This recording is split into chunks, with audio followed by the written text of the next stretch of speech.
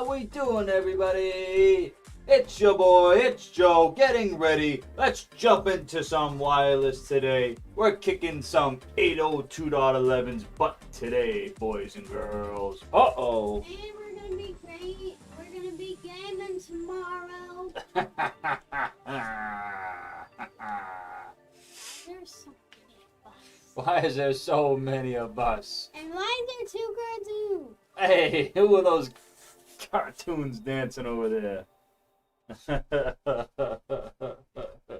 Are you flossing over there? You crazy flosser. Yeah. You don't even know how to floss, bro. No,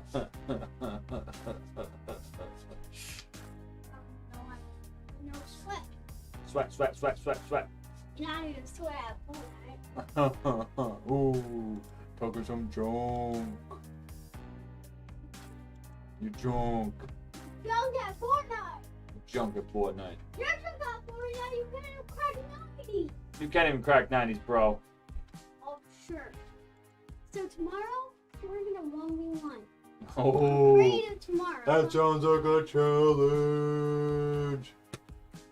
1v1 you tomorrow. If I beat you, you better start doing more thingy. How we doing, everybody? Welcome You to the can- stream. You can do that. I don't want to run it. I'm probably gonna beat you. Only Louis Arms and Purple Getting Blue called and out. Grappler. Get called out by my 8-year-old over here. Fortnite, my Fortnite skills. This is great. This is great. I'm gonna beat You ain't gotta do you. nothing. You default. You ain't gotta do nothing. You got no skin. You're a default. I'm not default. You got default. You're a default. All right, everybody. How are we doing today? Let's jump into it. I'm feeling a heck of a lot better today. Some good news. I got back. Test came back negatory, so I'm in the clear. Woo woo! So we're pumped up about that, guys and gals. Yeah. So we finished up IPv6 yesterday. We did a little bit of a review on that. For those who joined me yesterday, it was good that we went back and finished up that review. Let me lower the music a little bit, actually.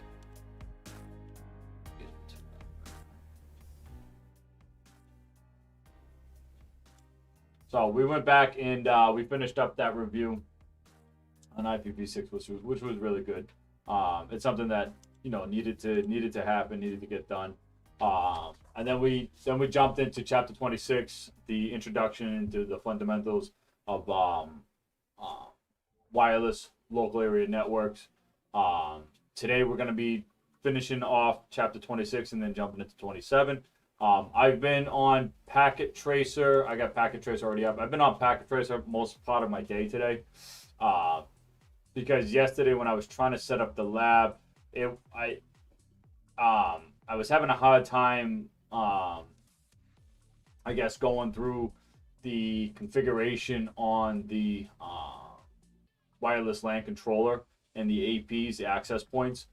So I spent better part of my day going through multiple different types of configurations over and over again, and how to get to a certain configuration point that I'm comfortable with, and yeah, we can go through some of the. I already have it up already, so we're gonna be going through those today too as well. I guess what I was just working on just recently, right before I started the stream, was how to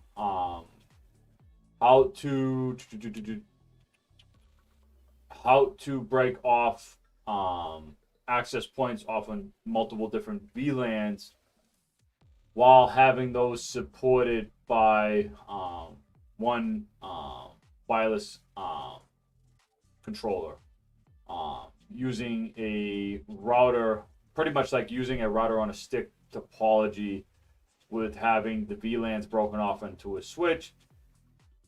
What I'm finding now is I was actually just running into issues with it not. I don't think it's trunking properly. I don't think it's communicating. The access points are obviously communicating with the router perfectly fine, and I'm actually able to get,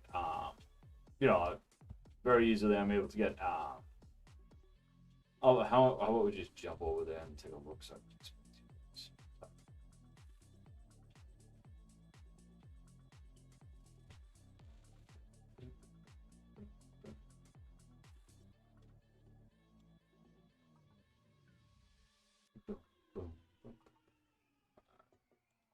all right, music.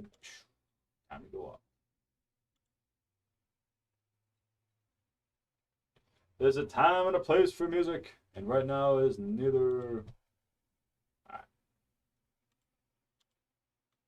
All right. So let's go take a look at what I was just talking about with you guys over in Packet Tracer. So what I've been going over, and like I said, last night during the stream, we started on Wi-Fi and working with access points and the wireless LAN controller. I was able to create a topology last night during the stream that did not use the wireless, the WLC, the wireless LAN controller. We pretty much omitted that, and I was able to use the router to pretty much hand off, addressing, and was able to just use the access points to, create the topology that worked. All right, we cut it off, we sliced each one off, and each one was able to do its own thing, perfectly fine. But it's not the right way. It wasn't the right way. What I was just working on now is utilizing the wireless LAN controller here. All right, and we got that. I was able to get it all configured up, all nice, and everything else. What I was just creating now is multiple VLANs inside of the wireless LAN controller, because in this topology here, I have this. Oh, I don't have Epic Pen up. Just, hold on. Let's see.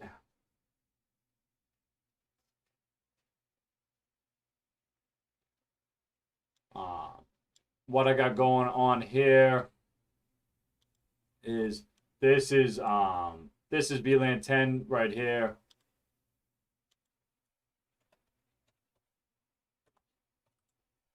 And then over here,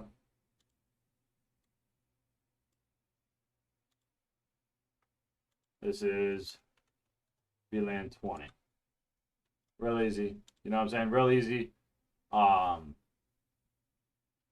These access points, they have a IP address. All right, they're already communicating back with the router. The router's acting as the DHCP server.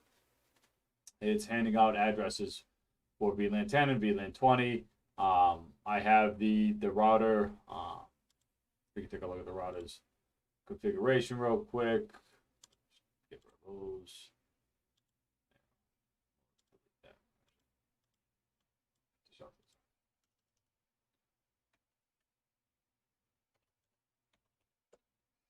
So this is the router configuration. All right. So I just have it just doing some DHCP for couple different networks. So net 1, net 10, net 20. Net 1, that's pretty much like the primary management group. So that would be the wireless LAN controller, the PC, and everything else pretty much like up here. All right. Net 10, obviously that's VLAN 10. And then VLAN 20, obviously right down here. All right, so I excluded some addresses just to keep things kind of like realistic looking. So I've just excluded everything from 0 to 100 on each one of the networks. So net 1, net 10, net 20, whatever. All right. All right. And I just did a simple configuration just gave it a loopback address. Didn't really have to, but just did it anyways. All right.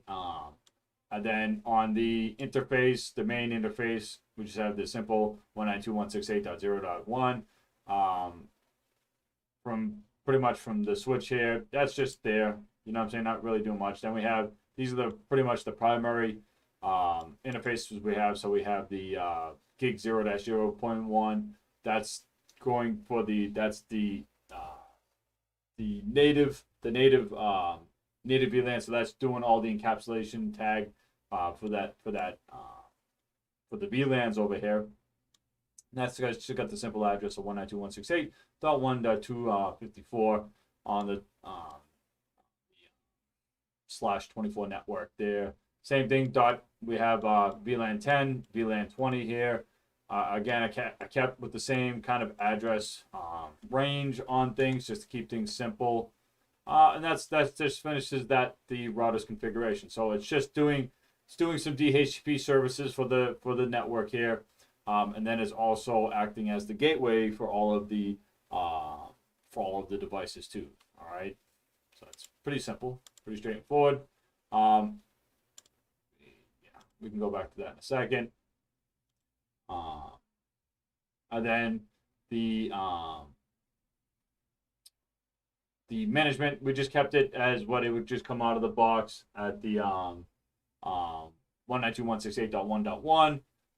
We just changed it to the 24 net subnet mask, and then just gave the default and DNS information. Didn't have to give it DNS information. We did anyways. But you can tell already that the APs picked up their default gateway. All right, so they're good. All right, they also picked up an address too in the correct appropriate VLANs here. Again, there's VLAN 20 that's the VLAN 20's gateway. All right, again, it picked up the correct address within its VLAN. This switch here, we can take a look at this configuration on the switch I got.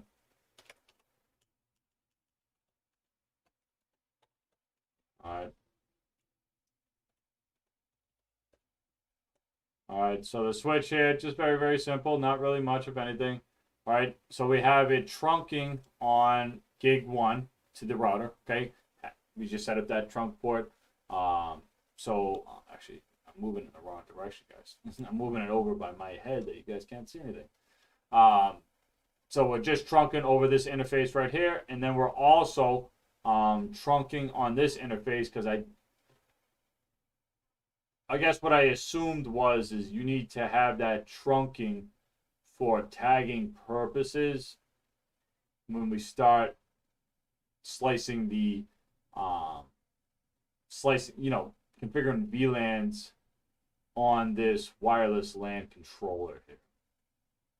All right. Everything else though, so we have, so gig 3.1, that's going to VLAN 10. Switch, obviously there you go, switchboard access VLAN 10. And then on gig 4-1, VLAN 20. All right. Very, very easy. We didn't have no IP addresses. It's simply acting as a layer 2 switch. Okay. Very easy. All right. All right. And then where did we finish off? We're going to log back into that. So we'll log back into the wireless LAN controller again.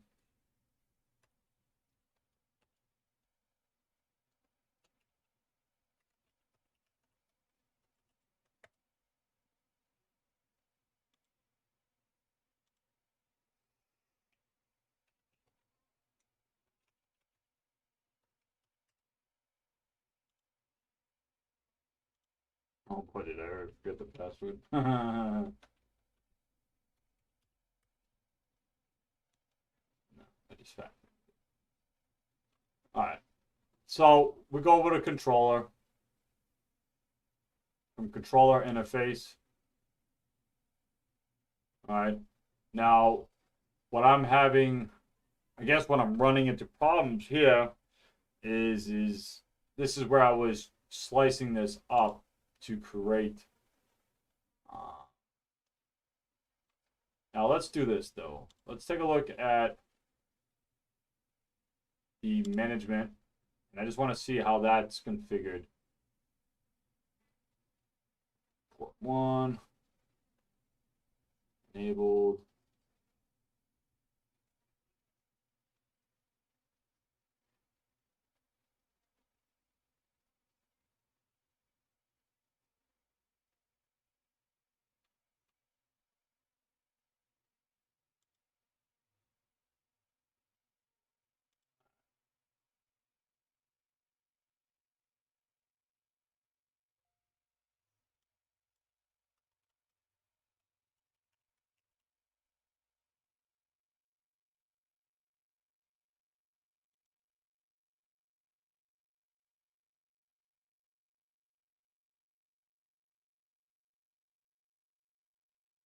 Trying to determine what would be the best way to go about this.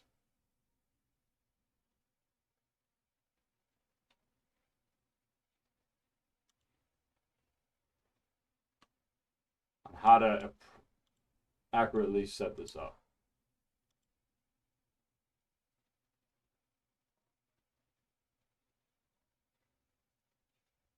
And it just retorted everything. Just retorted everything back again.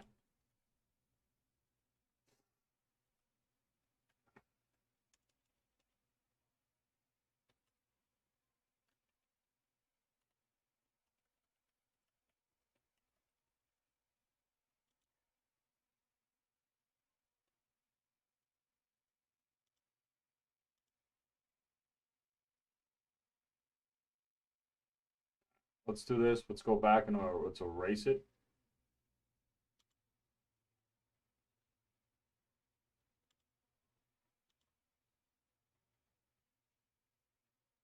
Let's add a new one.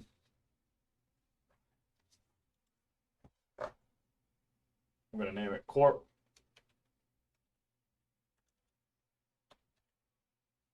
VLAN ID, VLAN 10.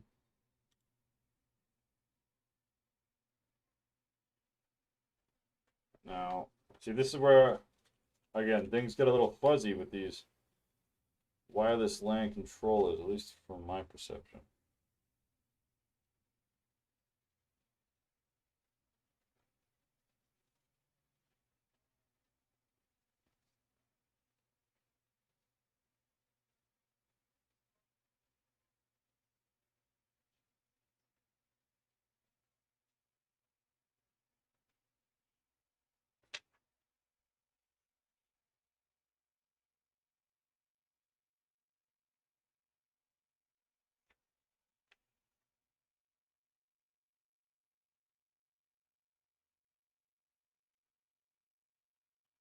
I might be jumping too far ahead of my own good, but I'm good at doing that anyways.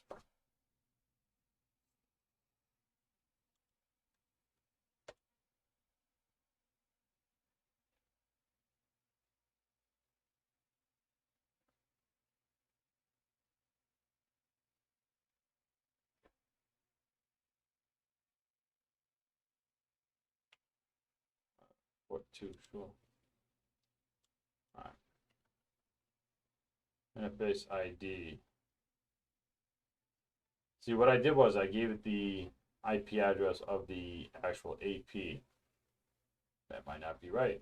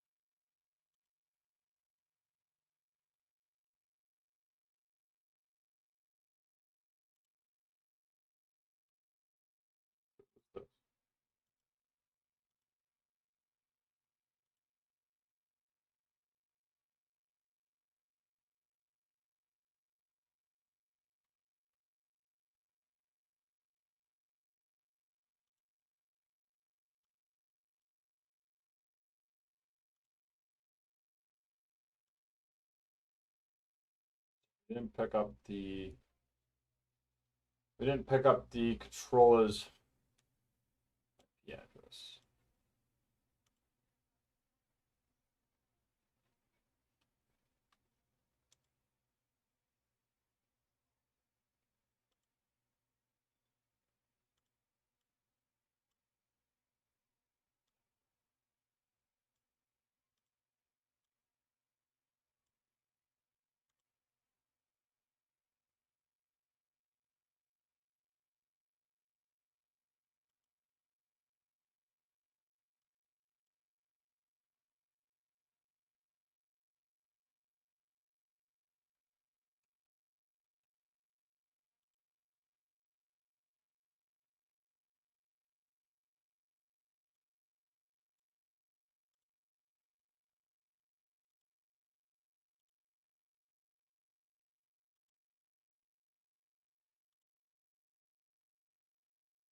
Let's see if we actually picked up the AP. We didn't. We still didn't pick up the AP. So we're still not doing it appropriately.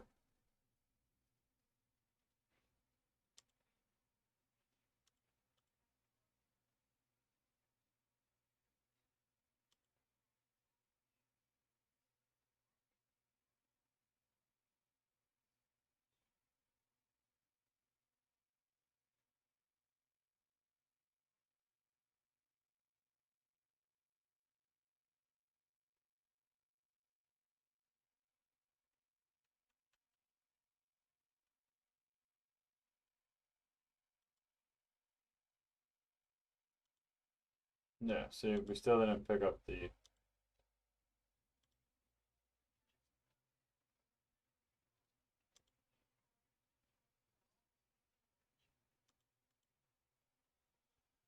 Ba, ba, ba, ba, ba, ba, ba, ba, ba. The intent.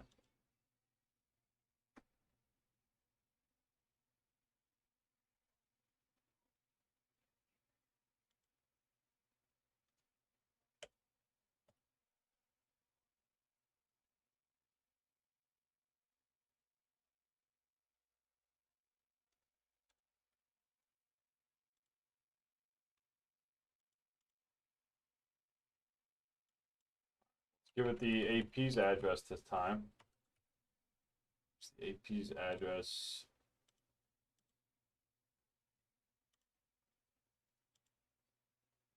is 10.101.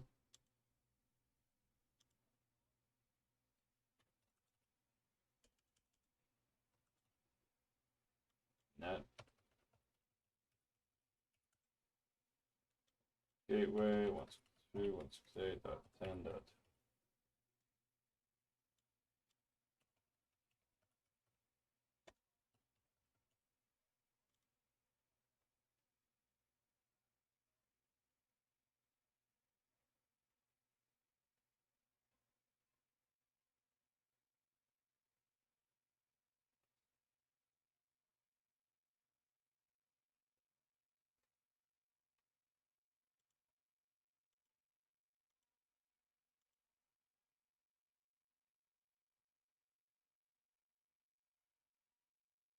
Right.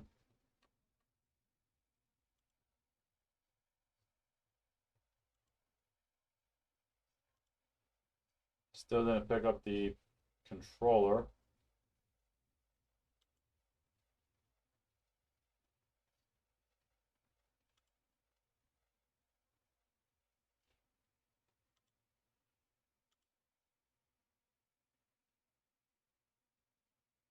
And we're still not picking up the access point.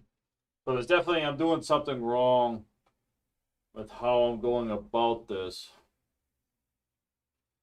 That's, again, this is what I've been spending most of my time on today, was this right here. Because there is a way to do this. I'm just not, I'm just not looking at it at the right, in the right eyes right now.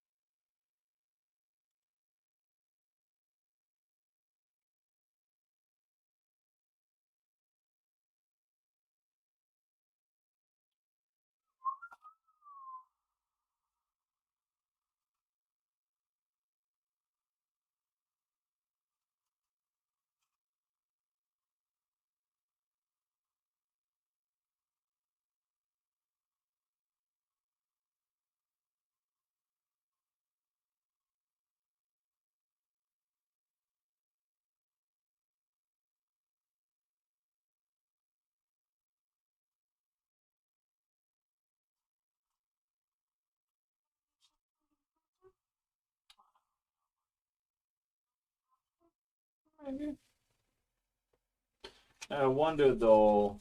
Let me see that red thing that you made. What is it, the red thing that I made? Mm. I wonder though if I have to have multiple ports. Oh, you made two. Yeah, I made a switch and a router. So you're still working on it? Yeah.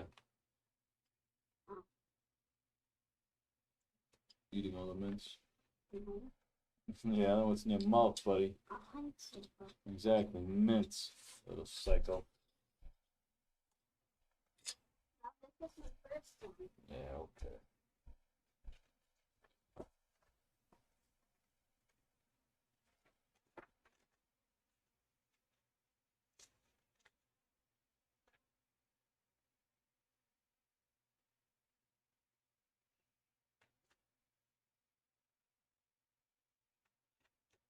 Yeah, see, it's just not.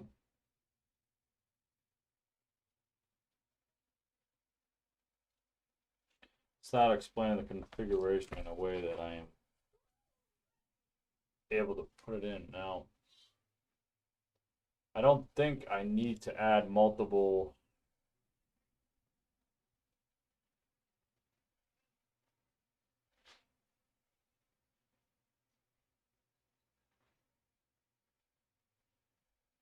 Or do I?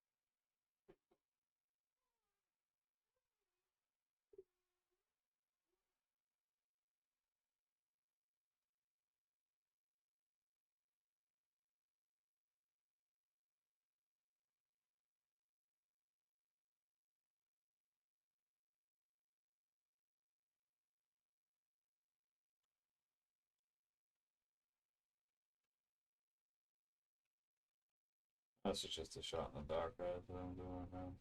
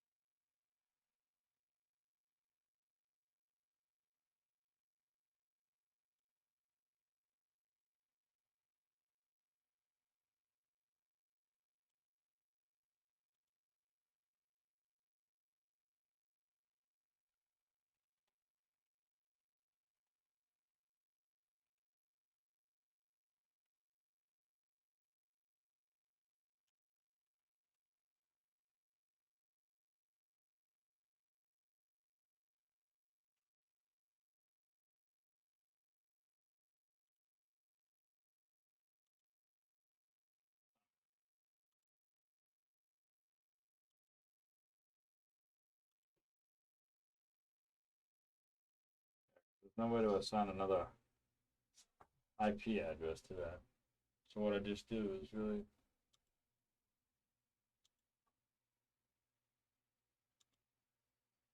not even worth it.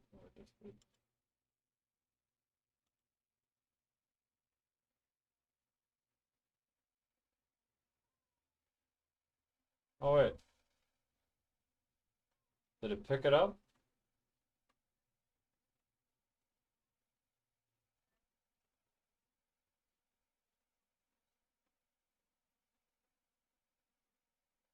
Hold on, guys.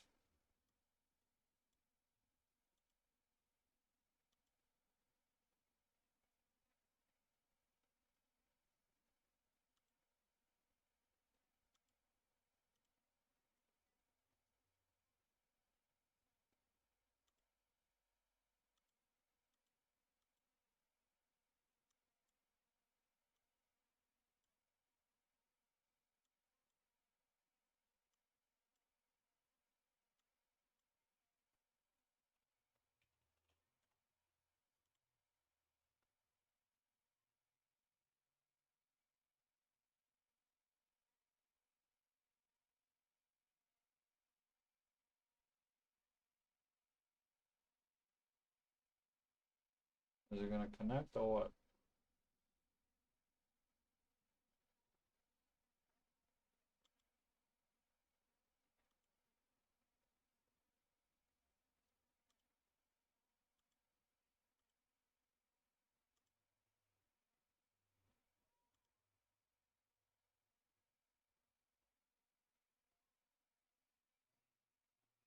No reply received.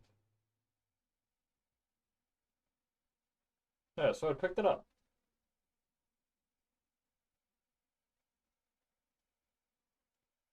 Okay.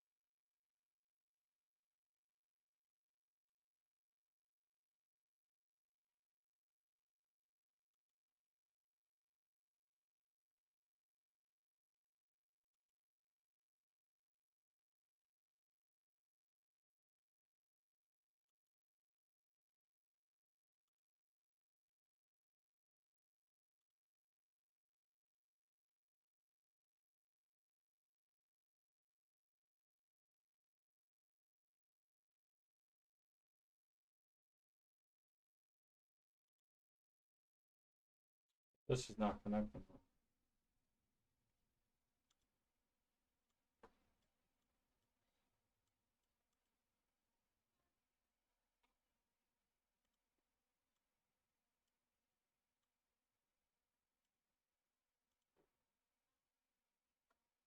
Hmm.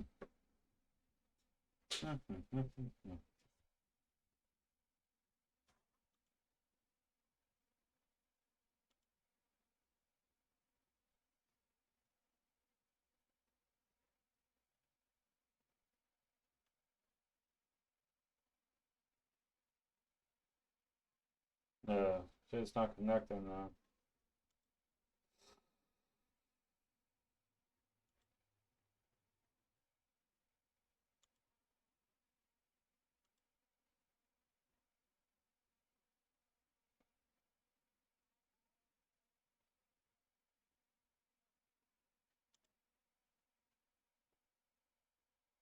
Hmm.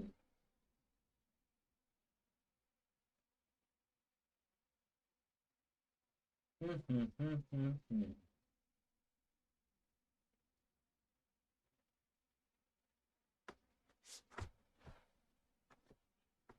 right.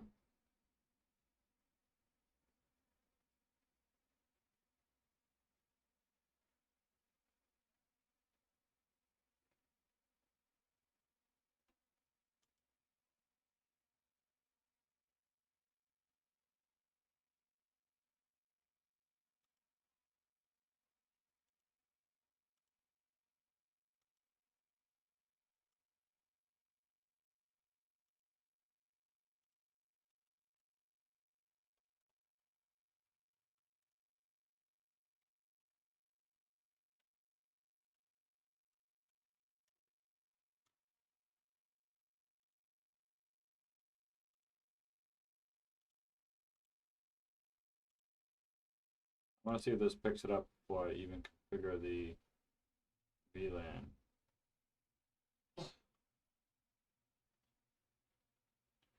Do I have to configure the VLAN for it to pick it up?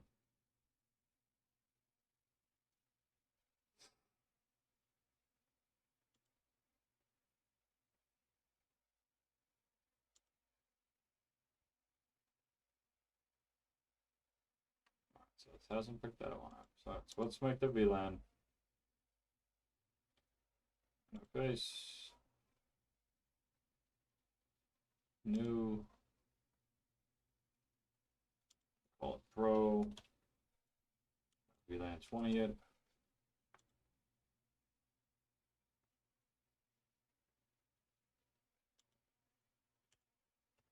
Free, whatever. IP address, that's 192.168.20.10. 101,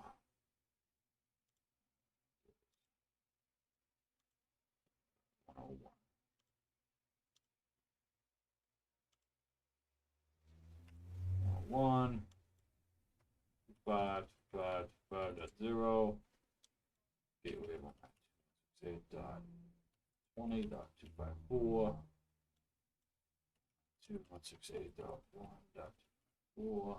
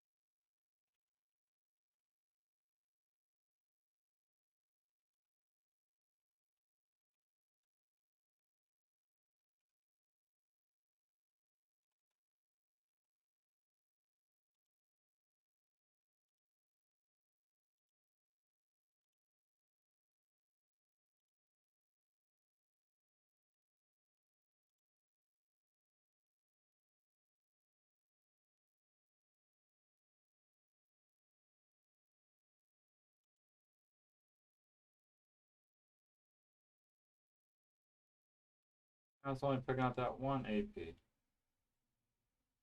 Let's do it.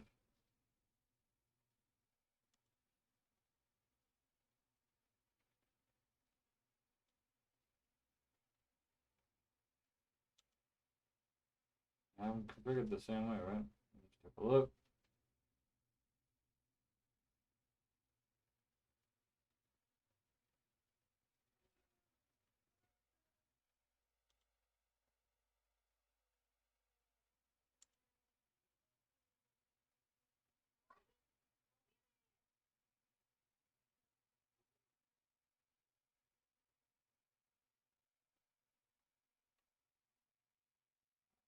I have them configured pretty much the same way.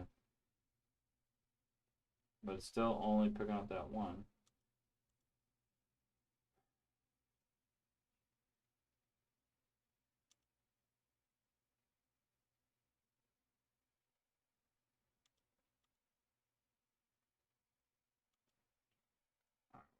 call you CorpNet.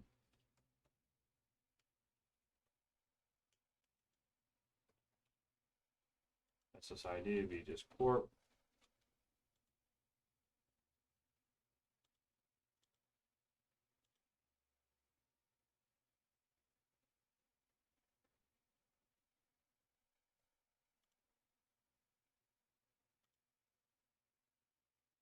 It's not showing me all the groups. I want it to be on.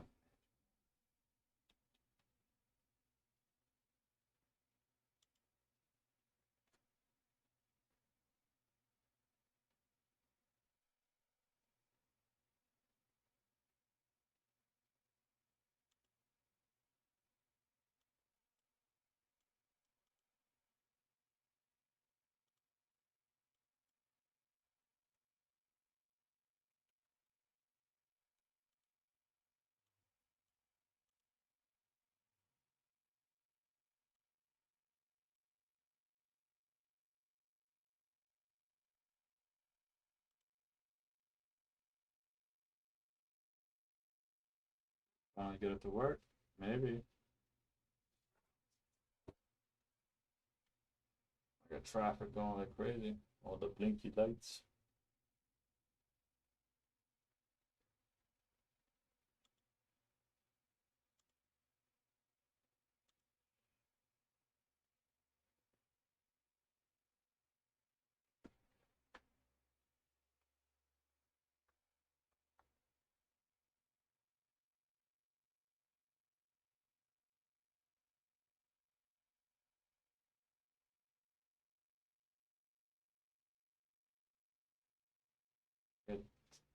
Packet trace is definitely thinking about something in its life.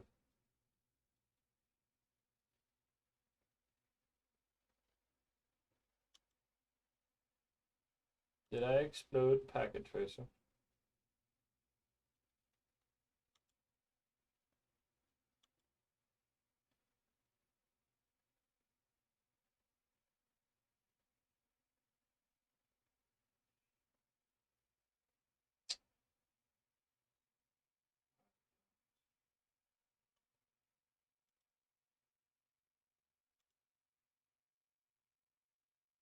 I see it's still only picking up that one AP.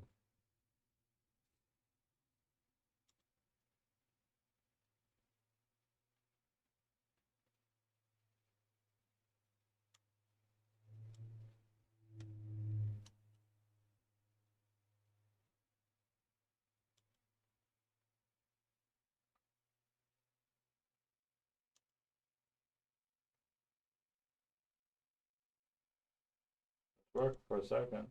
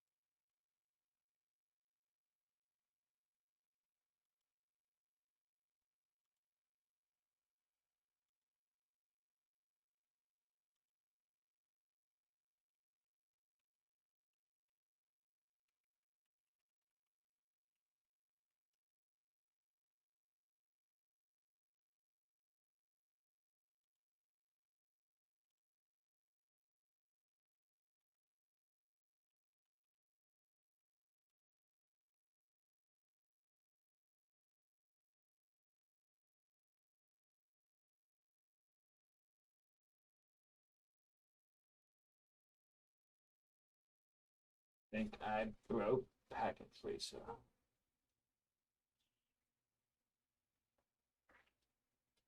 It'll be the first time I've done something like that.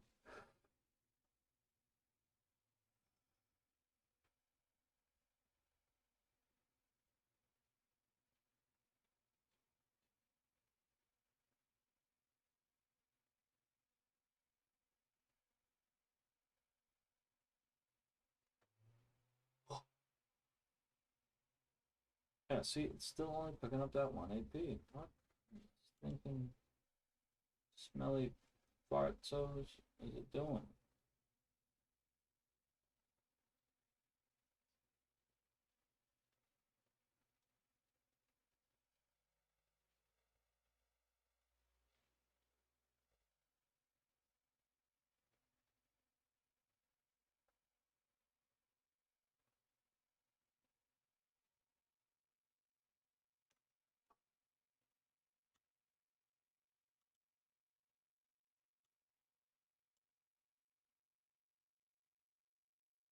Yeah, I got some crazy traffic going on. I don't understand what it's doing. This was connected a second ago. Was. There it goes again. It just connected again. Right?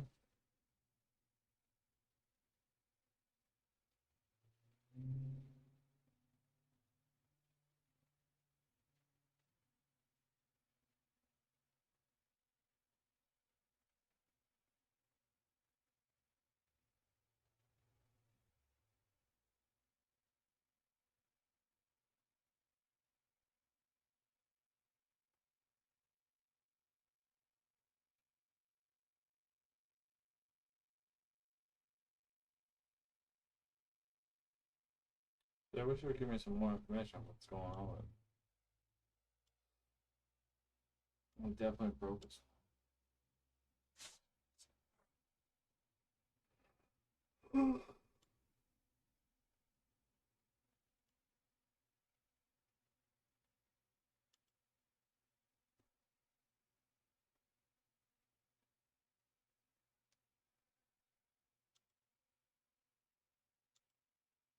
Yeah, see, I'm still not even picking up the wireless LAN controller as a primary controller either.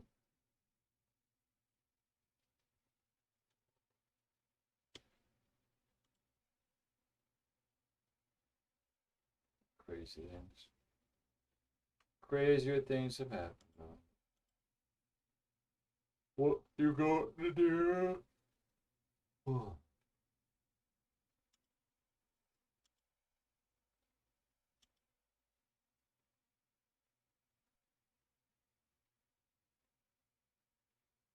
Thinking about working out or what? Nope. Nope.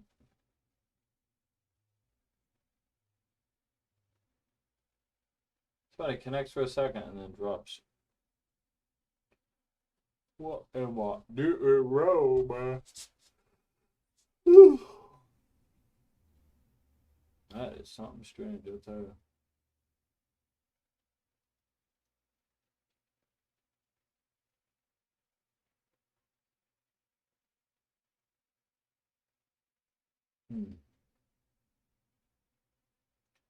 You think that'd be the way to do it too? But apparently it isn't.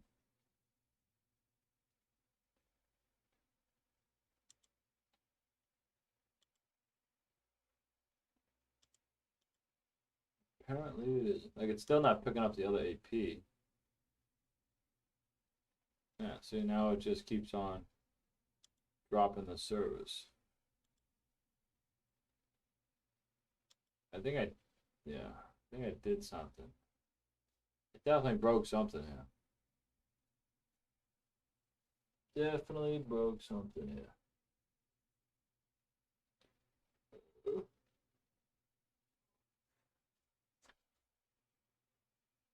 Alright, we can move on from here. So we're gonna have to go back to this. Because we need to figure this out. We need to figure out this configuration.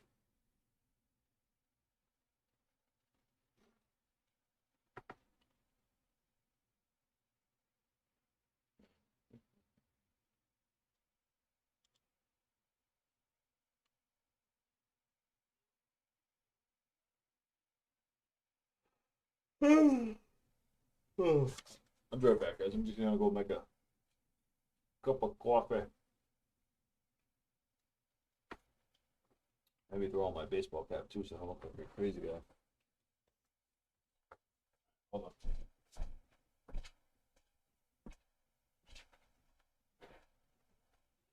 Hey.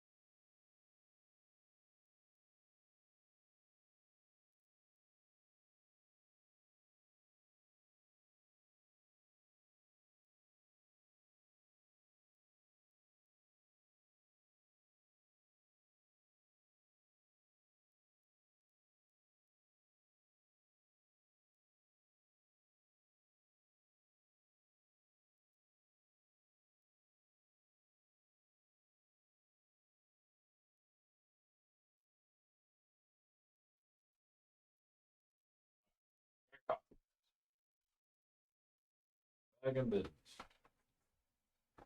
Just needed some coffee in our lives.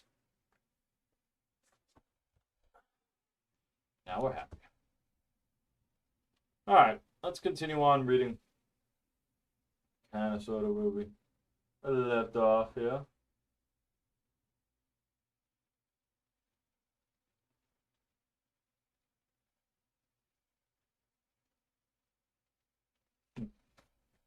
All right. So extended service. Where do we count? So this is where I was trying to. Hey Maxwell, can you close my door for me, buddy? So again,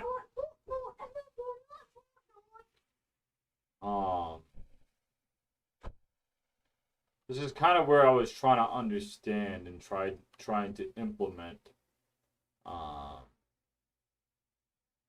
this right here, pretty much.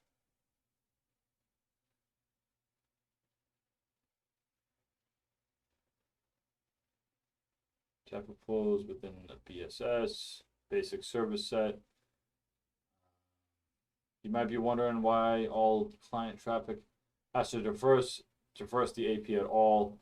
Why can two clients not simply transmit frames directly to each other and bypass the middleman? If a clients are allowed to communicate directly, the whole idea of organizing and management basic service set is moot. By sending data through the AP first, the basic service set remains stable and under control. Note that even though frames are meant to pass through the AP, keep in mind that other devices in the same general area that are listed on the same general channel can overhear the transmission. After all, wireless frames are not contained within a wire that connect to a device to an AP. Instead, the frames are freely available over the air to anyone that is within range to receive them. If the frames are unencrypted, then anyone might intercept their contents. Only the BSSID's value contains within the frame indicates that they are intended sender or the recipient is the AP. All right, distributed systems. Notice that the basic service set involves a single AP and no explicit connections into a regular Ethernet network in that setting. The AP is the AP and its associated clients make up a standalone network. But the AP's role at the center of the basic service set does not just stop with managing the basic service set. Sooner or later, the wireless clients will need to communicate with each other that are not members of the basic service set. Fortunately, an AP can also uplink to Ethernet network because it has both wired and wireless capabilities. The 802.11 standard refers to the upstream wired Ethernet as the distributed system, DS distributed system, for the wireless basic service set as shown. You can think of the AP as a transcendental bridge where frames from dissimilar medias, wireless and wired, are transmitted and then bridged at layer 2. It's simply, in simple terms, the AP is in charge of mapping a virtual local network of VLAN to an SSID. In the figure, AP maps the VLAN 10 to the wireless LAN using the SSID My Network. Clients associated with My Network SSID will appear and connected to the VLAN 10.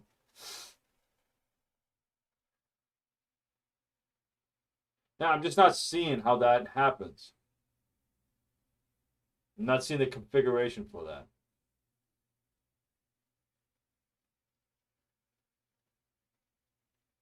I understand the concept and the principle. I'm just not understanding the configuration for this and how to implement that.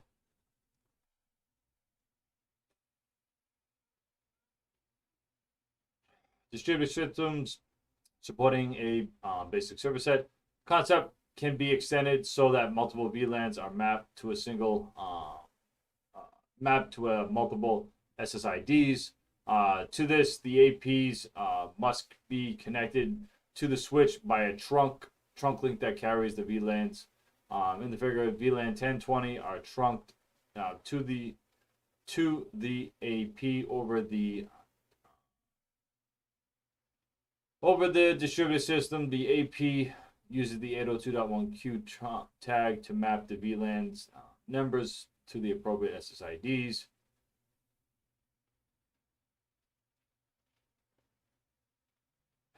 For example, VLAN 10 is mapped to SSID MyNet. Oh my goodness, stop with the notifications.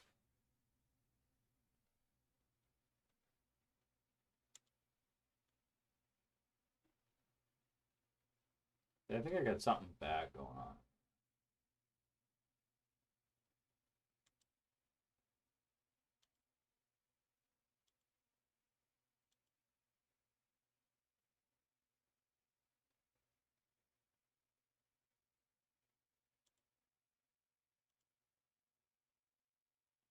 Let's see if that fixed it.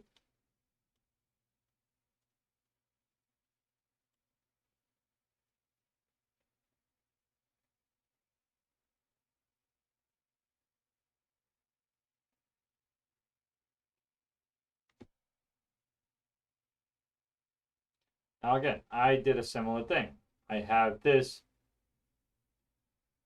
interface being trunked over to the wireless LAN controller because of that concept right there with the 802.1 tags.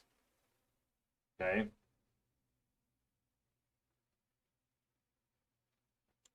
Now again, I don't think this is working now.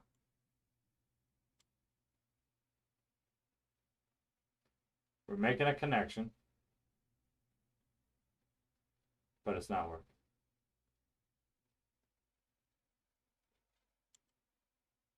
It's not working.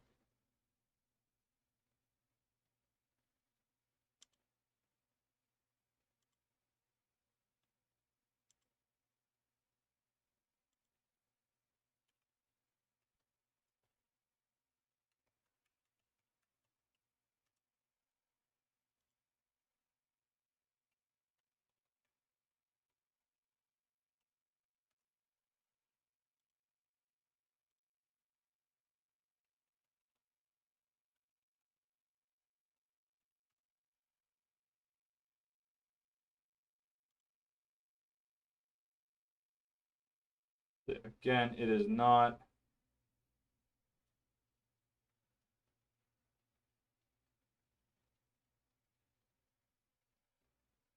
It's not picking up what I need it to be picking up.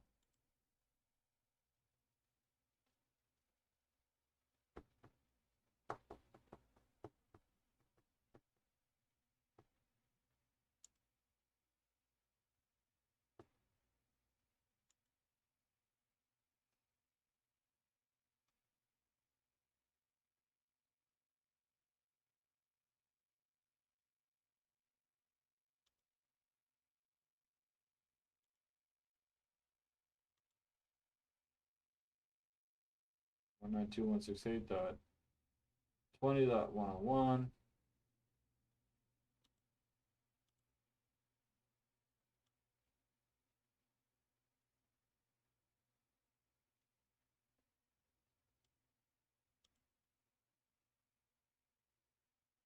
Have them both set the same way.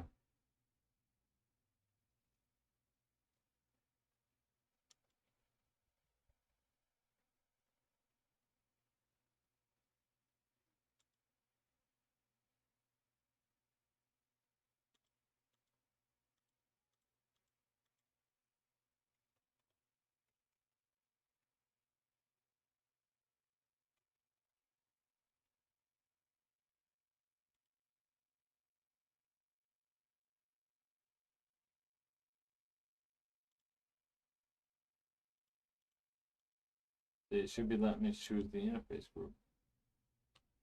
It's not.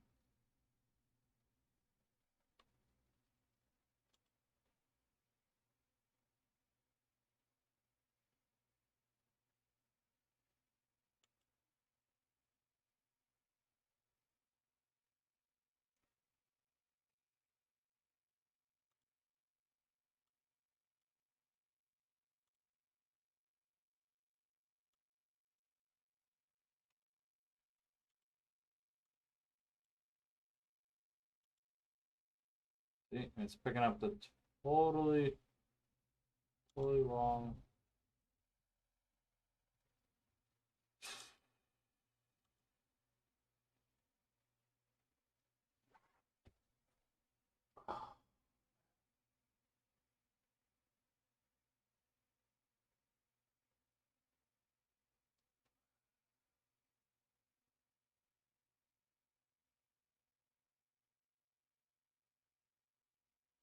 And this could just be a packet or something. Should be possible.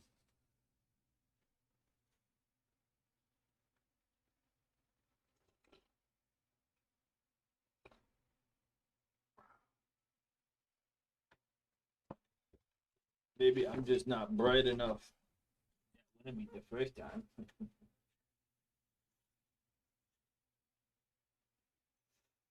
All I need is a miracle. All I need is you.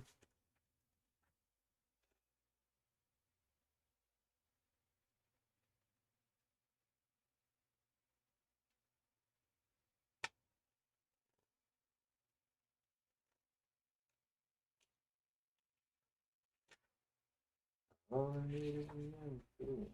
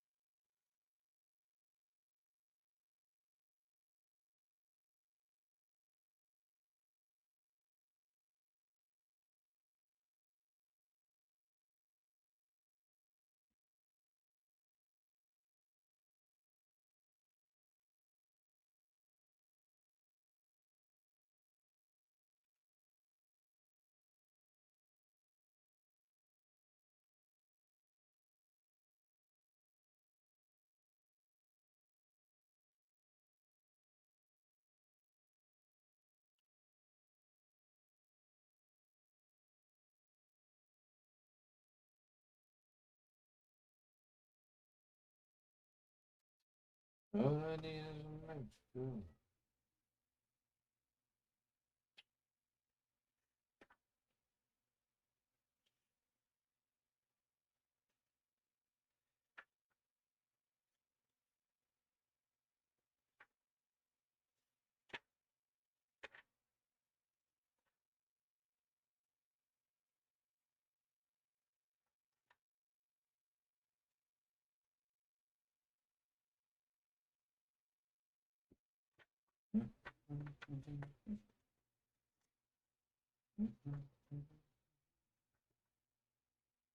Yeah, see, it's not gonna answer, is it?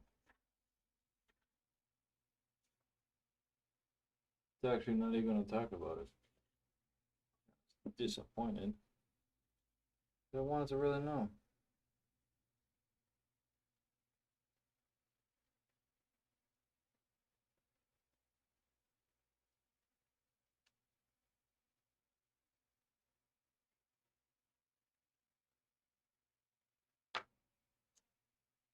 That's a bummer. Let's talk about it. They don't talk about it, man.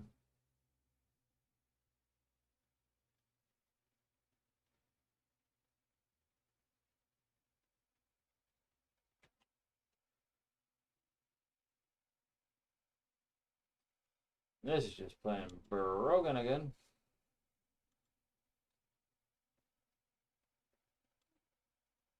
Let's see, we keep getting that bogus address.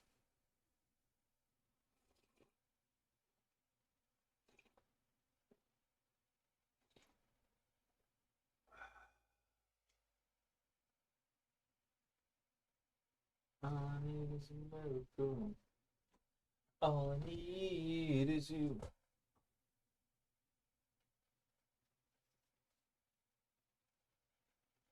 Man. Alright, let's continue reading on. As much as I'm trying to understand this,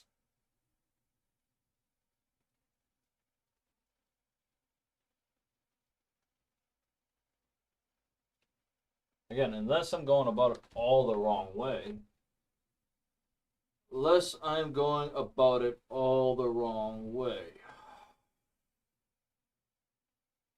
could be. I could be looking at it backwards, actually. I could be looking at this backwards.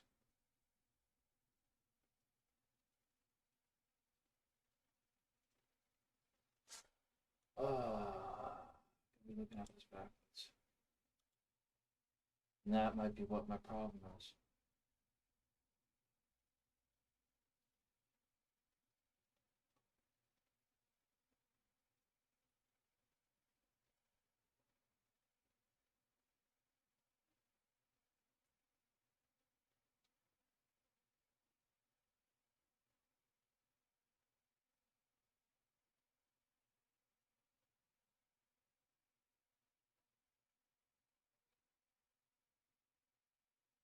Could be looking at this backwards.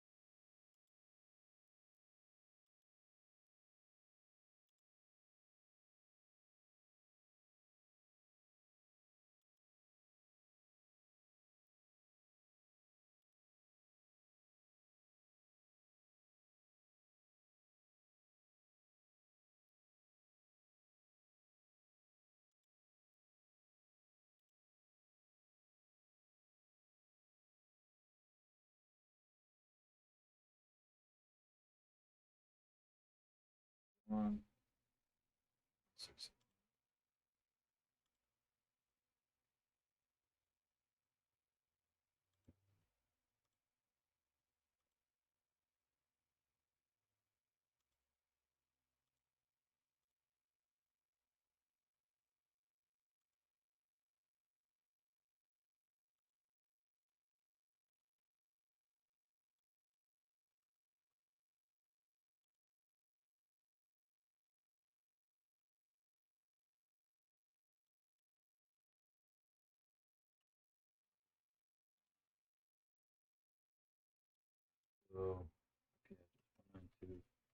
168.1.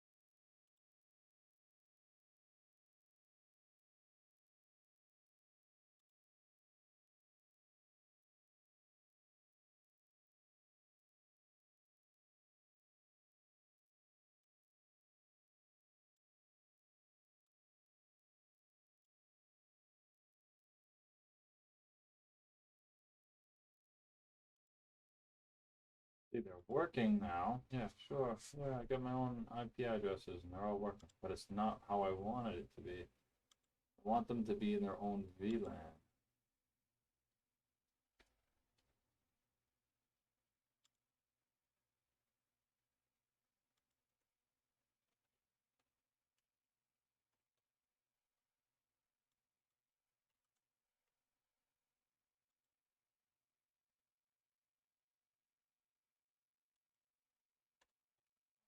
Port 2.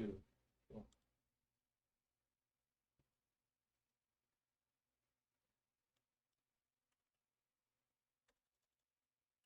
2, 168, 8,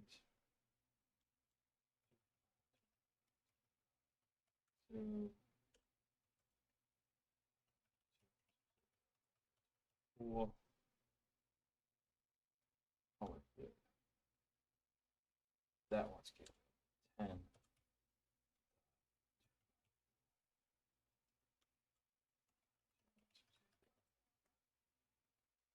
1.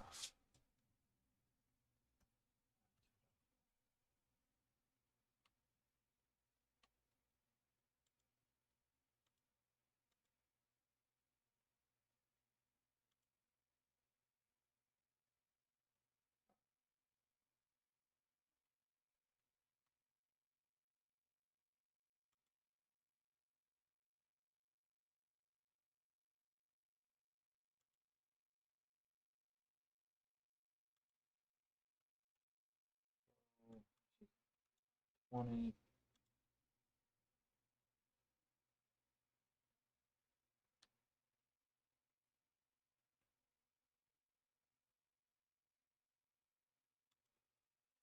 Port 3.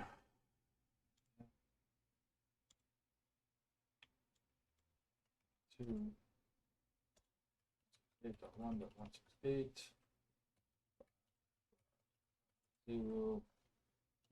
2. 168. 20. 4.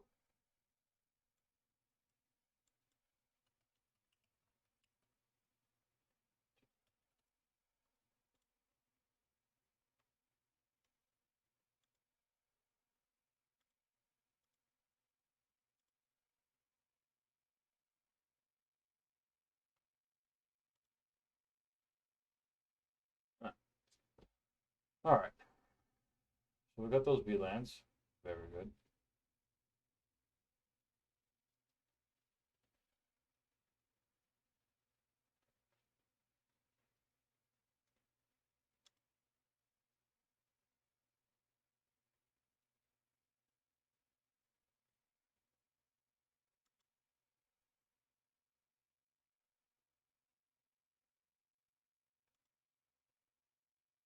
That might be a problem where it's not allowing me to select a different interface group.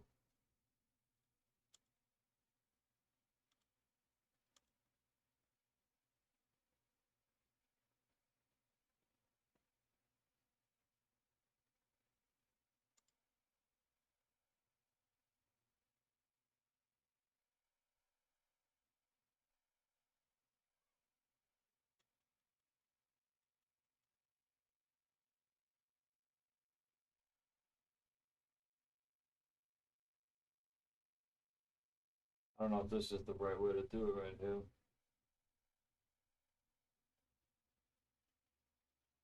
Let's just see what it is. Corp Wi-Fi.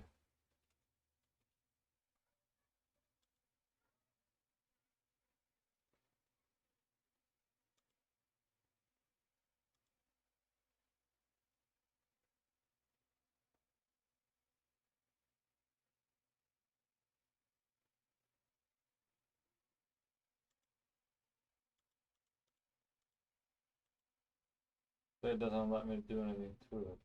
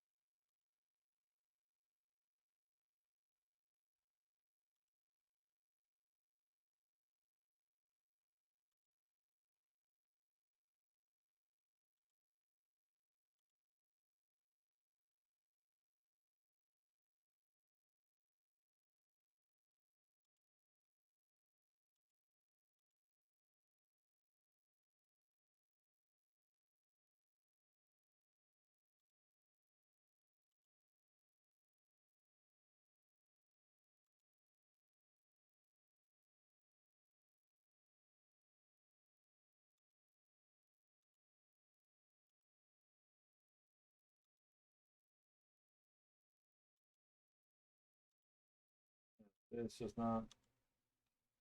It's not going to do what I want it to do.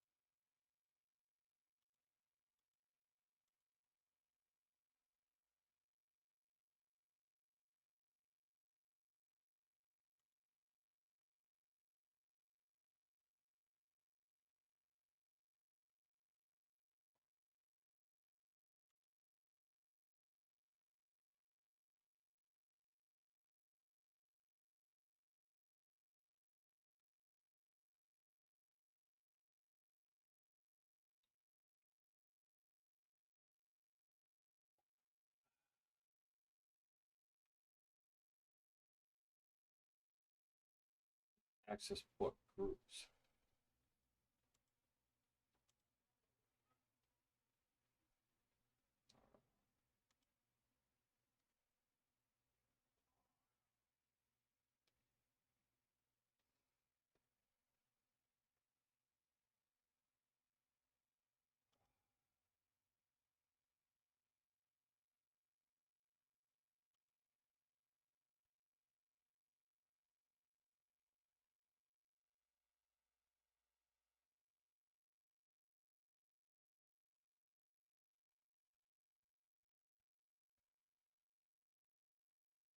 Yeah, so again, I am trying to,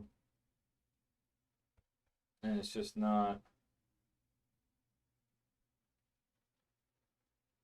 In effect, when an AP uses multiple SSIDs, it is trunking VLANs over the air, and some and over the same channel um, to wireless clients. The clients must use the appropriate SSID um, that has been mapped to respective VLAN. When the AP was configured, then the AP the AP then appears as multiple logical APs, one per BSS, with a unique BSS ID for each. With Cisco's APs, this is usually accomplished by incrementing the last digit of the radio's MAC address for each SSID.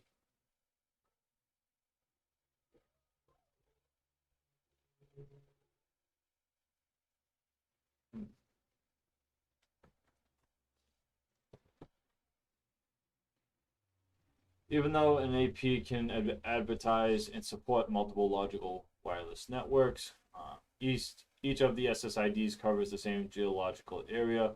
This reason is the reason is that the APs use the same transmitter, receiver, antennas, and channels for every SSID that it supports. Be aware that one misconception, though, multiple SSIDs can give an illusion of scale. Even though wireless clients can be distributed across many SSIDs, all those clients must share the same AP's hardware and must contend for airtime on the same channel. So again, access points it's half duplex logic, so it's still a collision. So they still have to worry about collisions and and stuff like that. It's all, one device can only be speaking at one time. That way it avoids collisions within that channel there. Extended service sets. So again, I'm just trying to get this, trying to understand this, because if I can understand how to configure that, I can understand this better.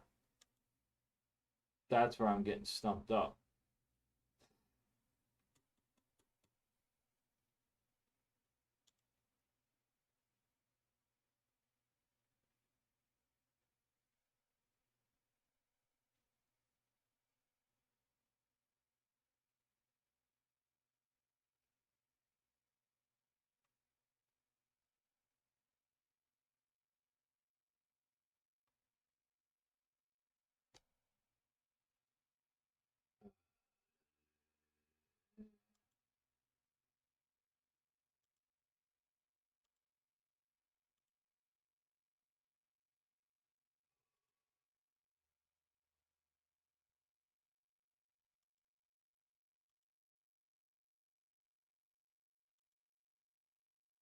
I don't know where it's getting a crazy address range from either.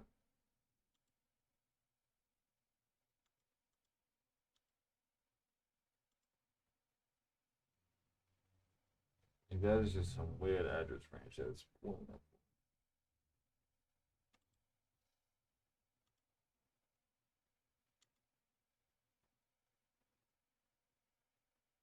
So he's 168, 69, 67.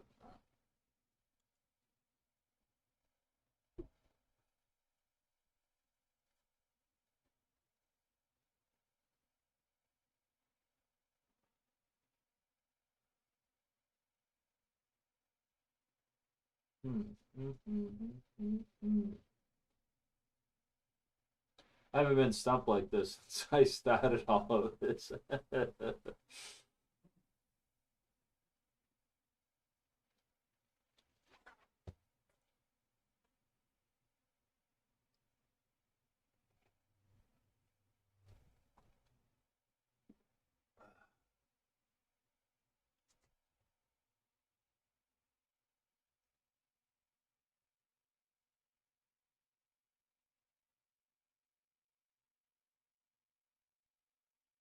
I don't have anything connected to those other VLANs now.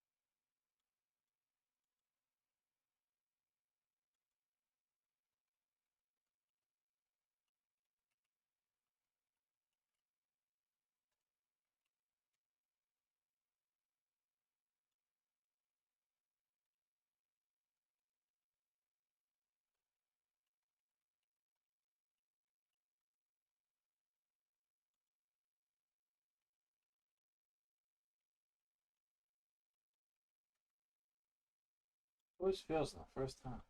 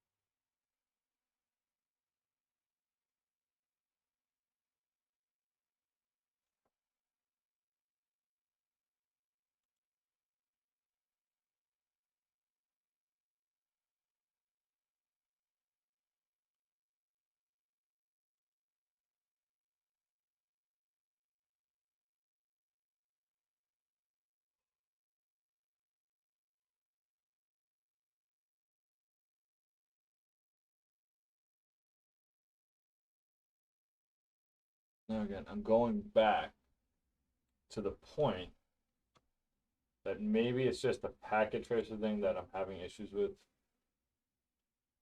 because what I feel like I should be able to do is assign this an interface other than management.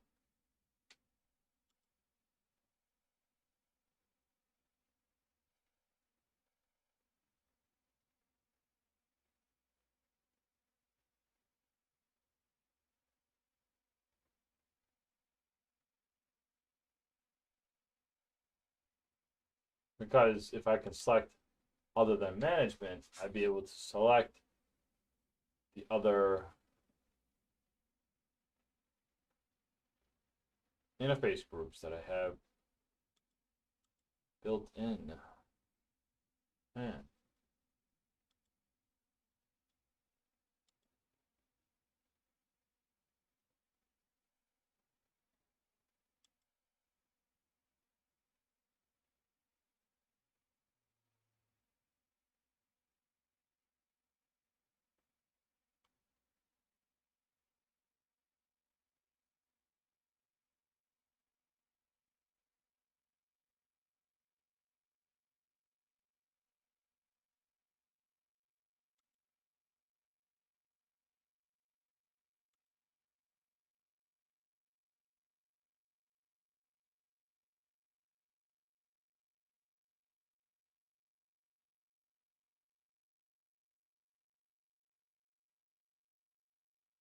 Yeah, it's not allowing me to select a different interface other than the management interface. Which again, excuse me. I believe if it would,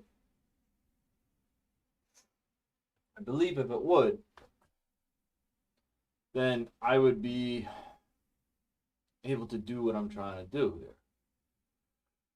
I believe so. Don't quote me on it, but I believe so.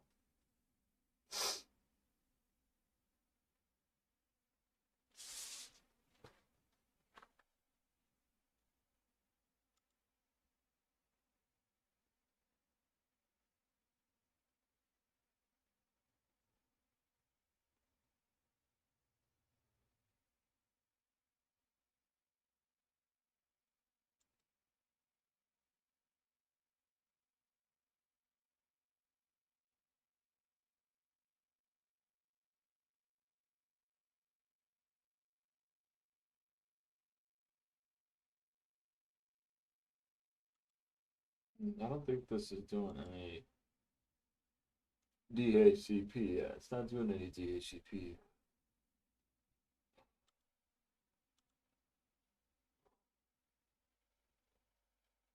Yeah.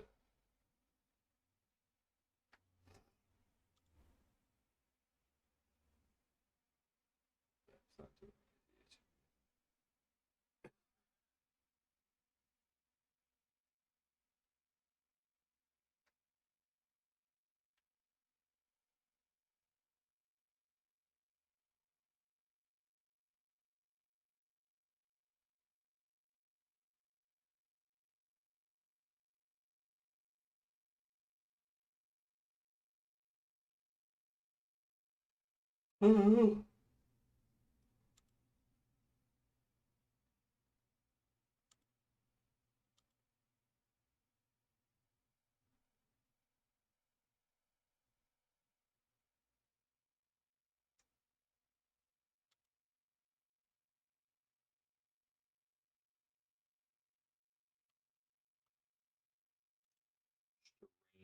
is strange.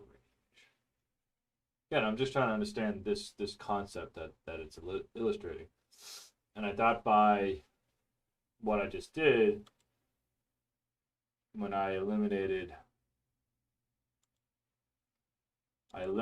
the other access point, trunked this now. But then again, I go back to this wireless LAN controller not allowing me to manipulate certain configurations in it to allow me to do what I wanted to do to it.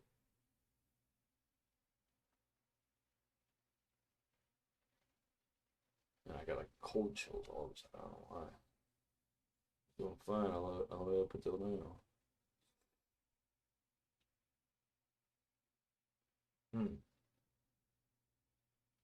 Very strange. I guess not strange, but I guess just something I just don't have a better understanding of right now. So, more to come with that. Let me actually look at my CCNP book. Even though that's probably more covered in Encore. You know what I'm saying? Probably something I should find in the Encore book.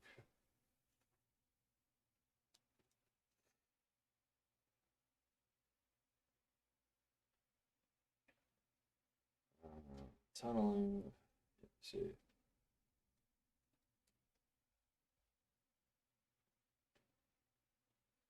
Access control list, device management, BGP.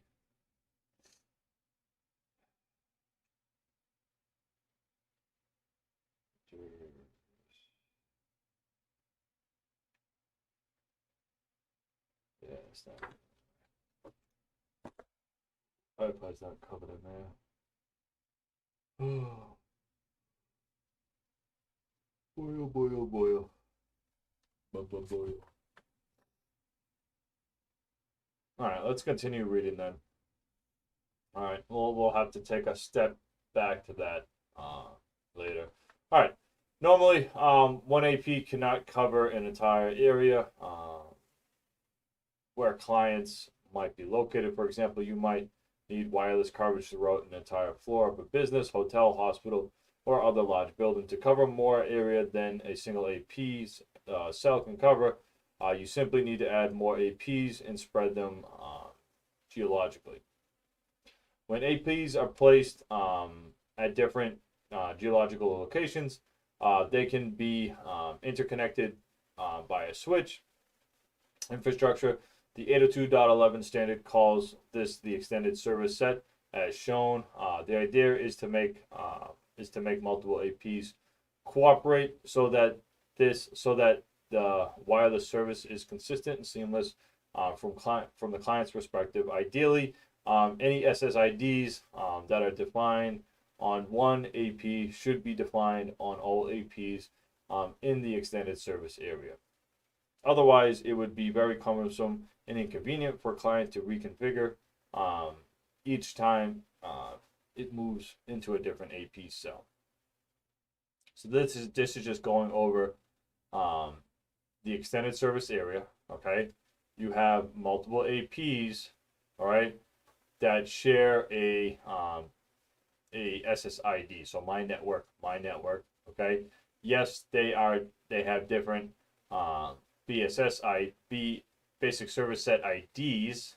They're MAC addresses, all right, and they are different APs. They share this common SSID. So as this client is traversing these two BSS areas, basic service set areas, they won't have to reconfigure their device, their laptop, their smartphone as they traverse from AP1 to AP2. Okay, because these two APs are sharing the common SSID. Okay. All right.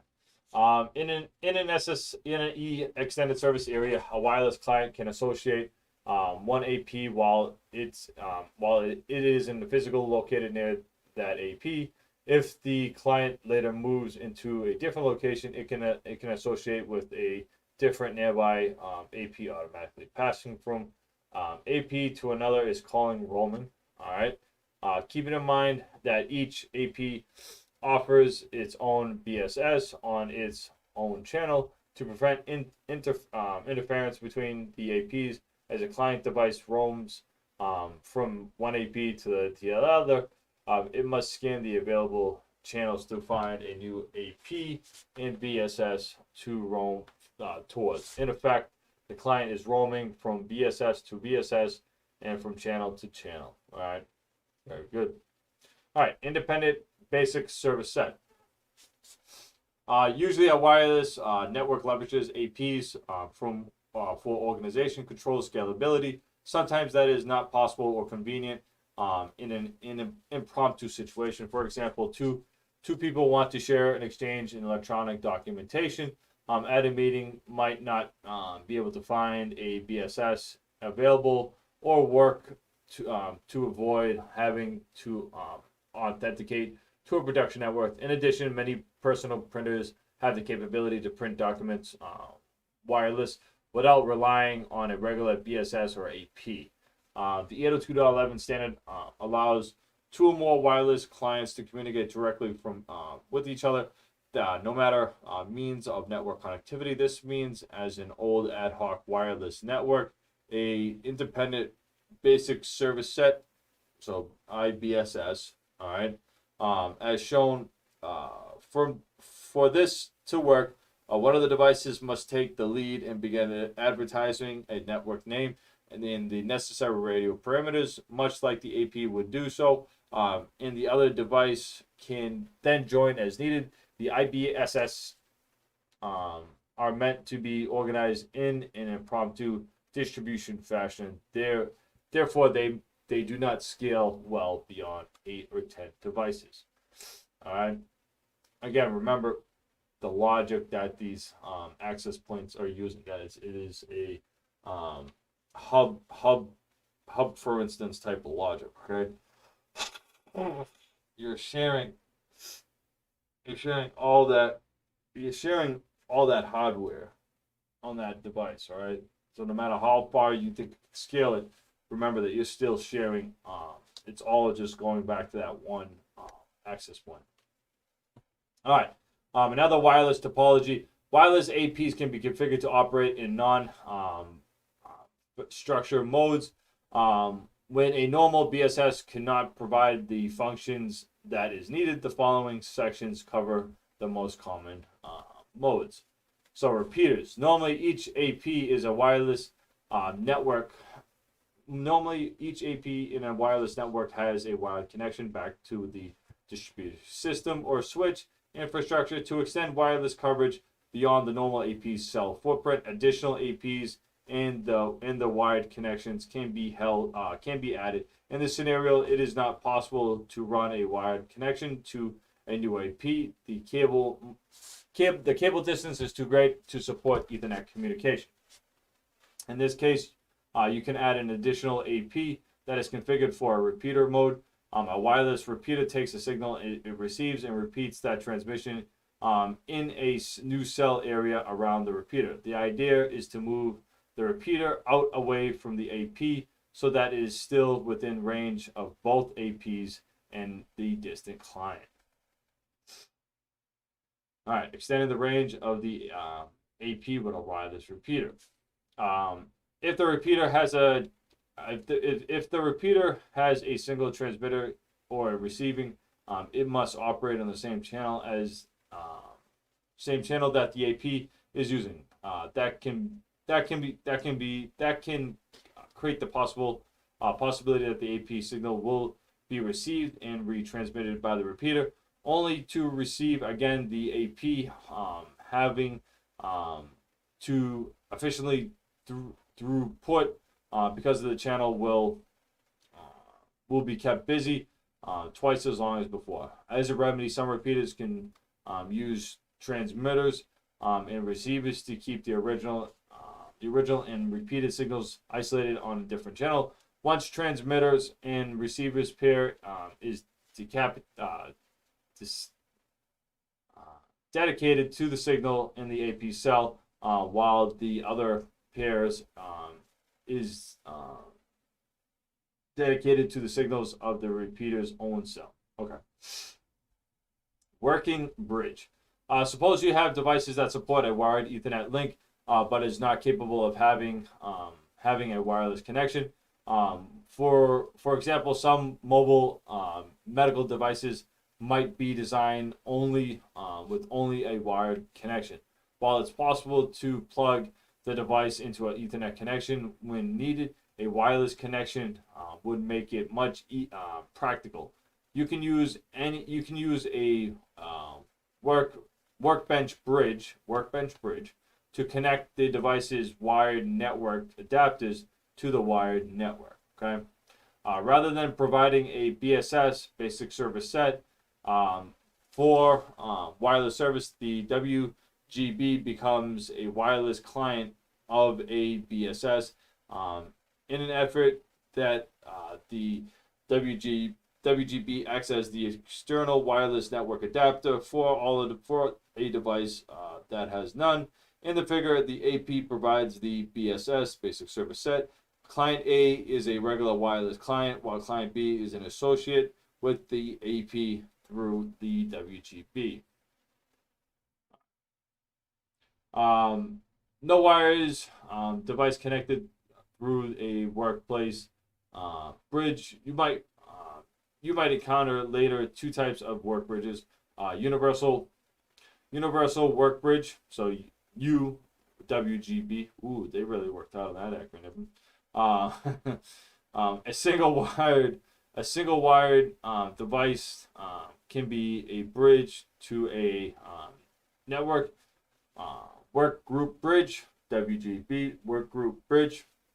All right, a Cisco proprietary implementation that allows multiple devices to be bridged to the wireless network.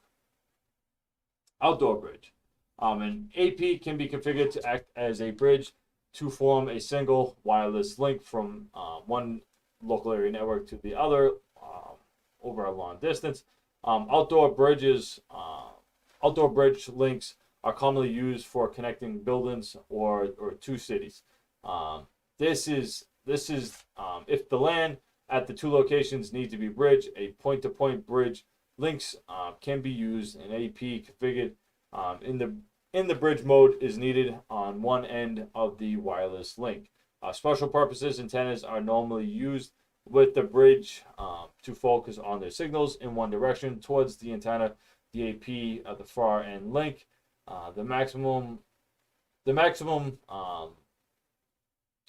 This maximizes the link distance as shown. Okay, the work group bridge. All right. Now we have a point-to-point outdoor bridge.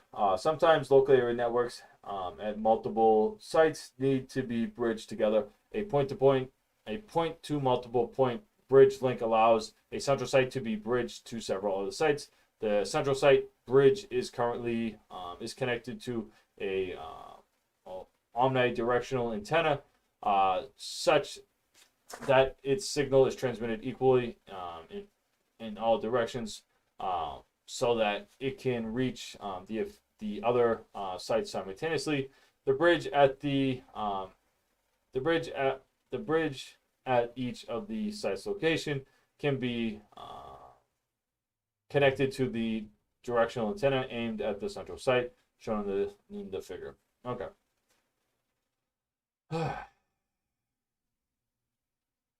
All right, mesh network. To provide wireless coverage over large areas, it is not always practical to run Ethernet cabling to every AP that would be needed. Instead, you can use multiple APs configured in each mode.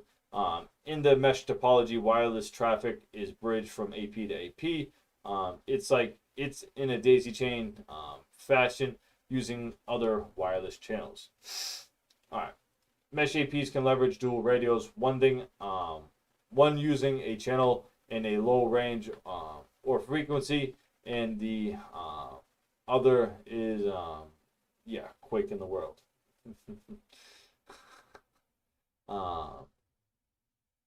So here we go. Each mesh maintains the BSS on one channel.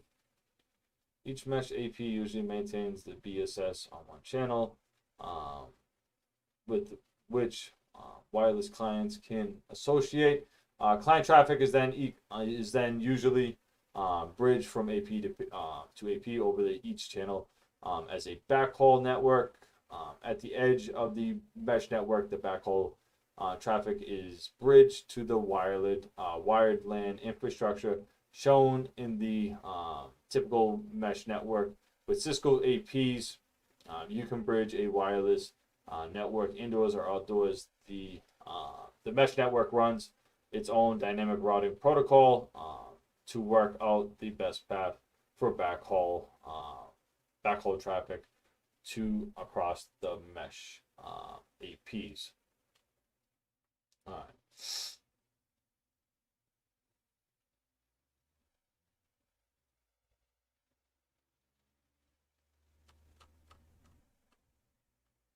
Now we're going to get into radio frequencies. Okay. All right.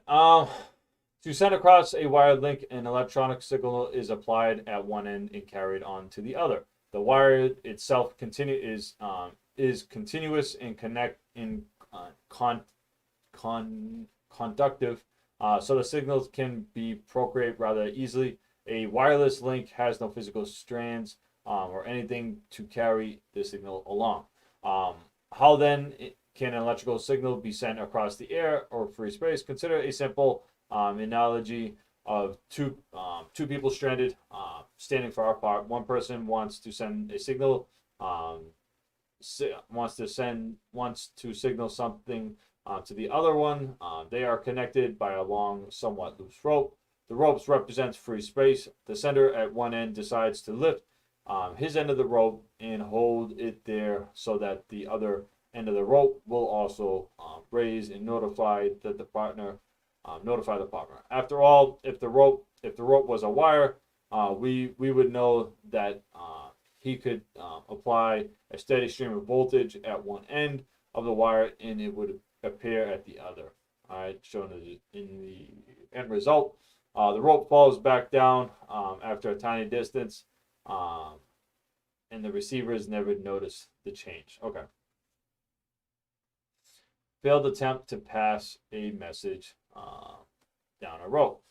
The sender tries a different strategy. He cannot push the rope, but when he begins to wave it up and down in a steady, regular motion, a continuous thing happens. A continuous wave pattern appears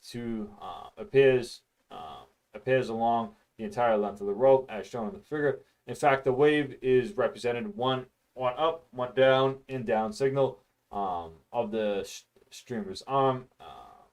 Exactly travels from the sender to receiver. Okay, so they're just representing a constant radio wave, radio frequency wave. How's that? In free space, a similar principle occurs. The sender or transmitter can send an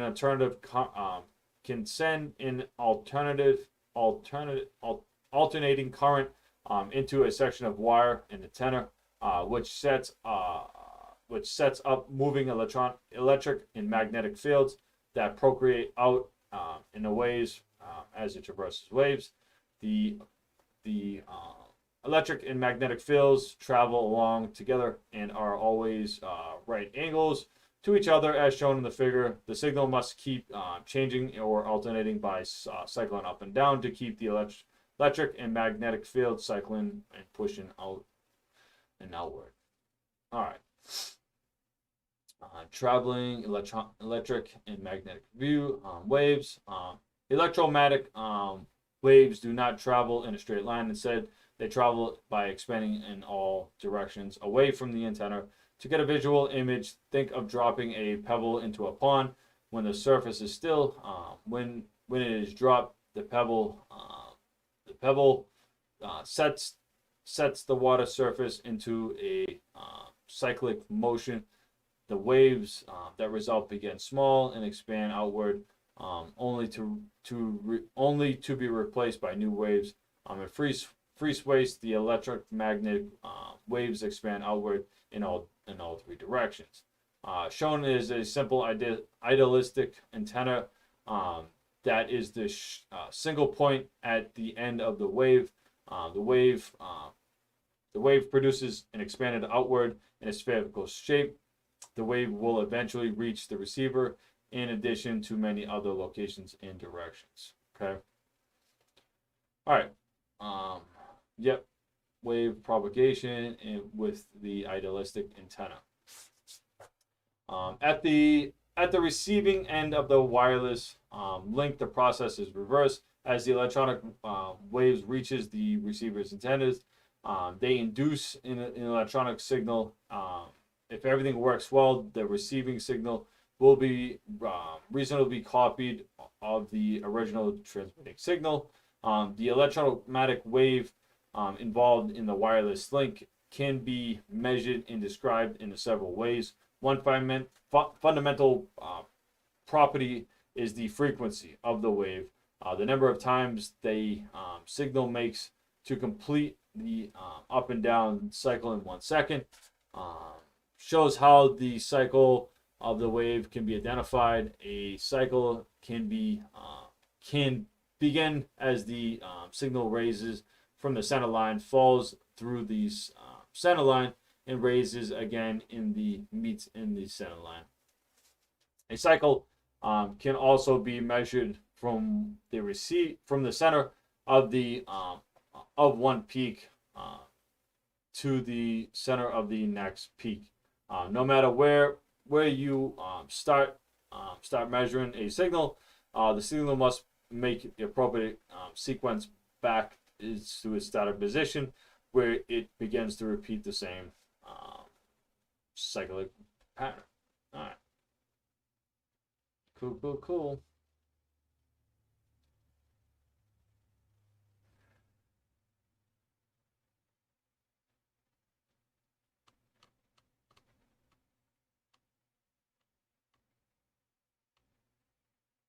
All right.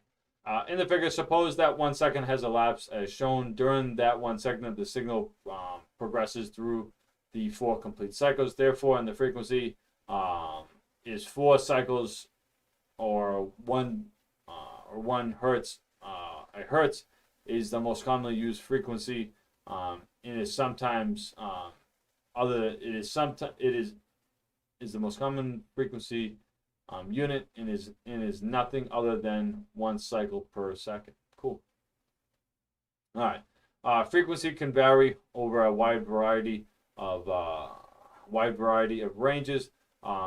As frequency increases by order of magnitude, the numbers can become quite large. To keep things simple, the frequency unit name can be modified to denote an increasing number of zeros, as listed.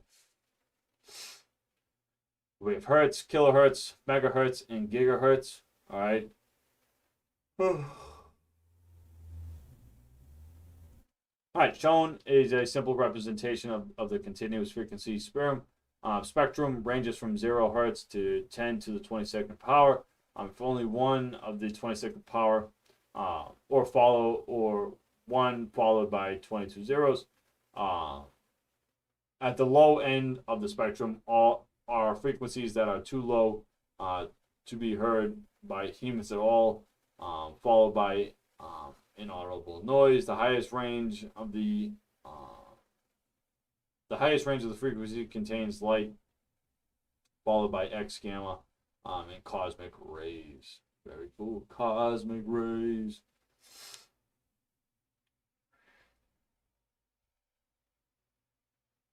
So yeah, we're falling right about here, buddy. Right about here. So this grayed out range right there. So pretty much what we're falling into. The frequency range from 3 hertz to 300 gigahertz is commonly called radio frequency. It includes many different types of radio communication, including low frequency radios, AM radio, shortwave radios, microwaves, radar. The microwave category also contains two main frequency ranges that can be used for wireless LAN. All right, 2.4 and 5 gigahertz. Okay. All right. Because a range of frequencies might be used from the same purpose, it is not customarily to refer to the range as a band of frequencies. For example, the range from 530 to be around 1710 gigahertz used by the AM radio stations. Therefore, is commonly called AM band in AM broadcast. All right, I'm gonna go grab some. I'm gonna go grab another cup of coffee real quick, guys, as we continue on here. Be right back. Just hold on.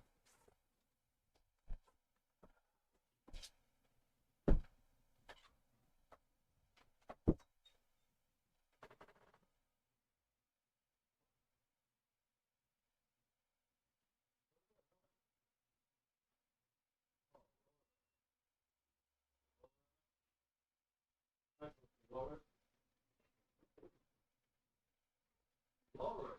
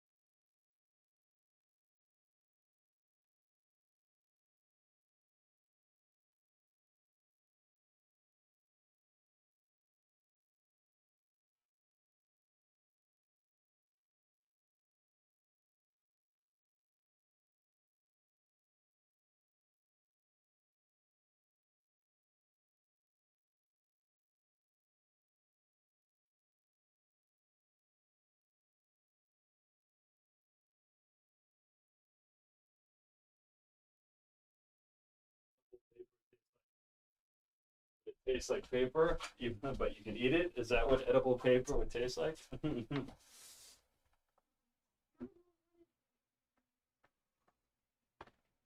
I don't know what it tastes like. Guess what? Some person made paper in Chico, so he had to eat paper. It was edible.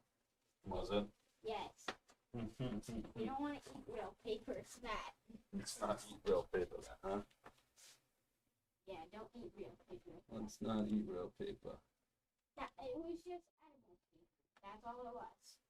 I bet it was, but let's not eat edible paper. Edible paper is better than non-edible paper. Huh? Edible paper is better. Don't mess with I did some too bad social.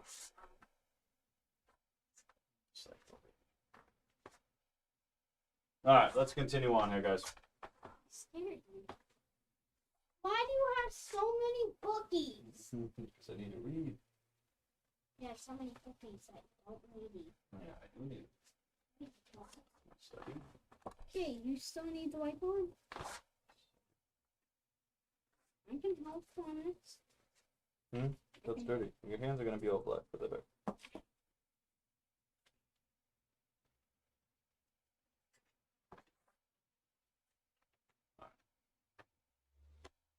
Alright, let's keep it going, guys.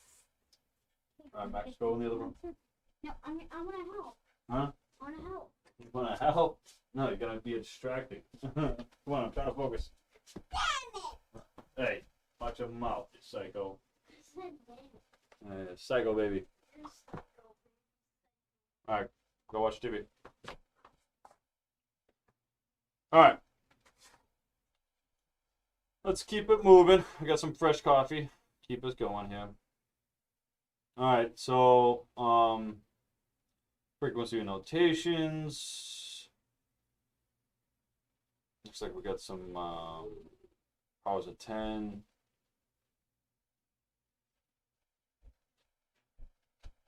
I want to help you. No, I gotta read, buddy. I gotta concentrate on what I'm reading. No, this isn't.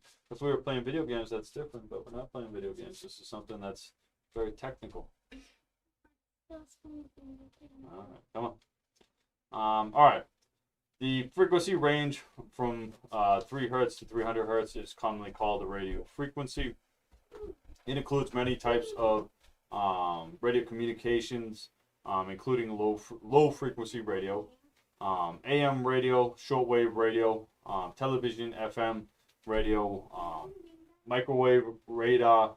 The microwave category also contains the 2 main frequency ranges that are used in wireless LAN communication: 2.4, all right, 2.4 gigahertz and 5 gigahertz. Okay, wireless band channels.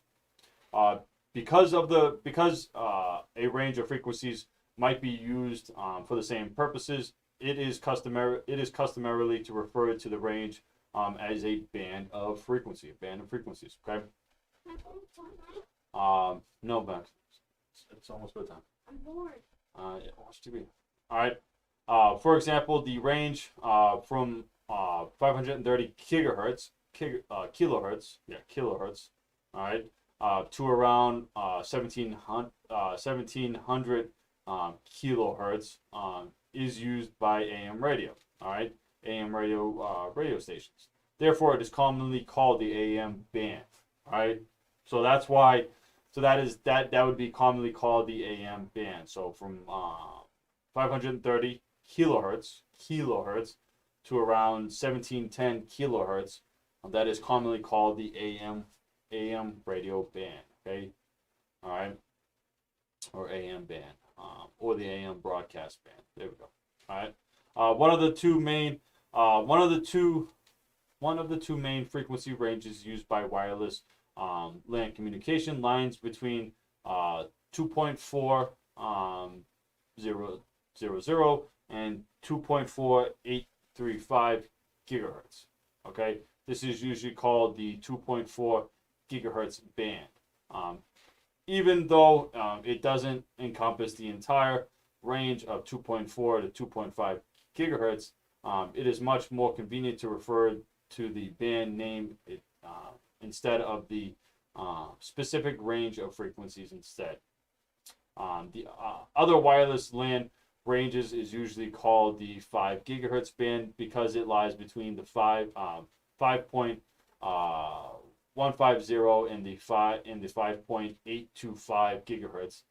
The 5 gigahertz band actually contains the following 4 separate in distinct bands. So we have the 5.150 to 5.250 gigahertz to the 5.250 to the 5.35, 0 to the 5.470 to the 5.725, 5.725 to the 5.825. Okay.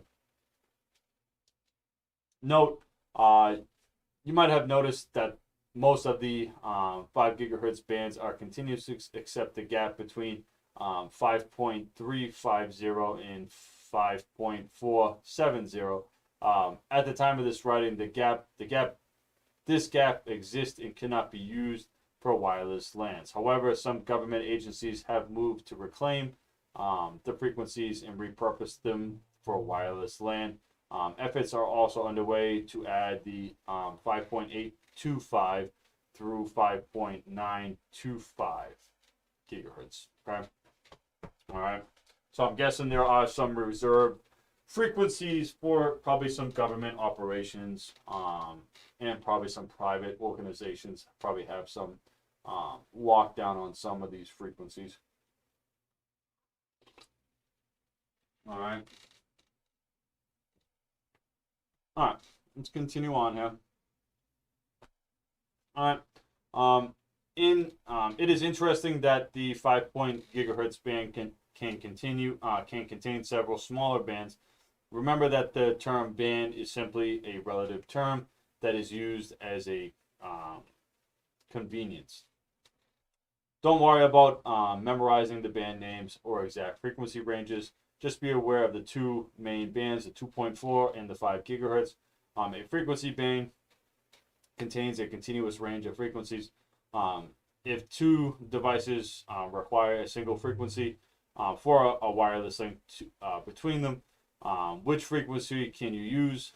Beyond that, how many unique frequencies can be used within a band to keep everything orderly and compatible? Bands are usually divided into a number of distinct channels. Each channel is known by a channel number and is assigned a specific frequency. As long as the channel are defined by a national or international standard body, they can be used continuously in all locations. And the figure shows the channel layout for the 2.4 and the 5 gigahertz bands respectively. What do we got?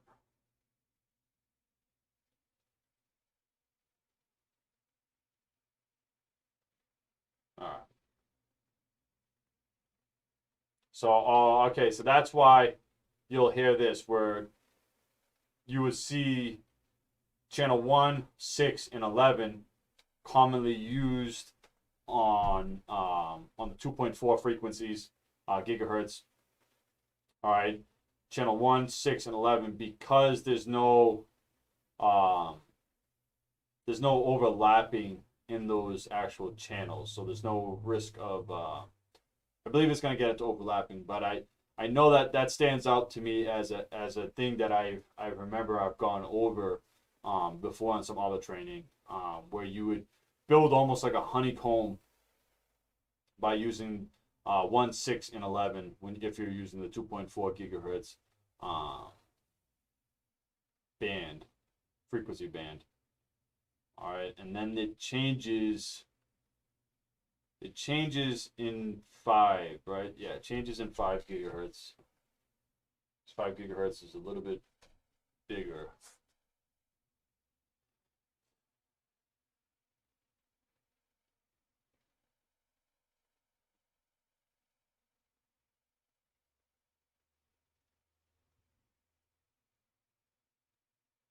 Yeah, 5 gigahertz is a little bit different. I'll have to review that training that I've done before on this before. Yeah, I'm gonna have to review Wi-Fi more in depth too, to really understand how it works and stuff like that. Very interesting though. This might encourage me to go after Encore too. The Encore, I believe, is deep. It's deep inside of Wi-Fi under implementation and stuff like that, understanding. All right. You might assume that an AP, an access point, can use any channel number without affecting any APs that use another channel number. And in the 5 gigahertz band, this is a case.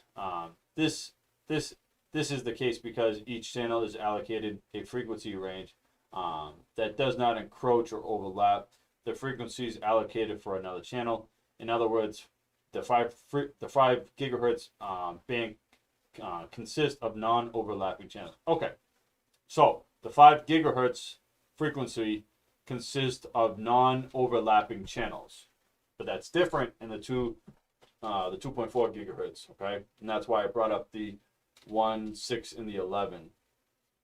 All right, the same is not true. All right, so this is so this goes back to the training that I've gone through before.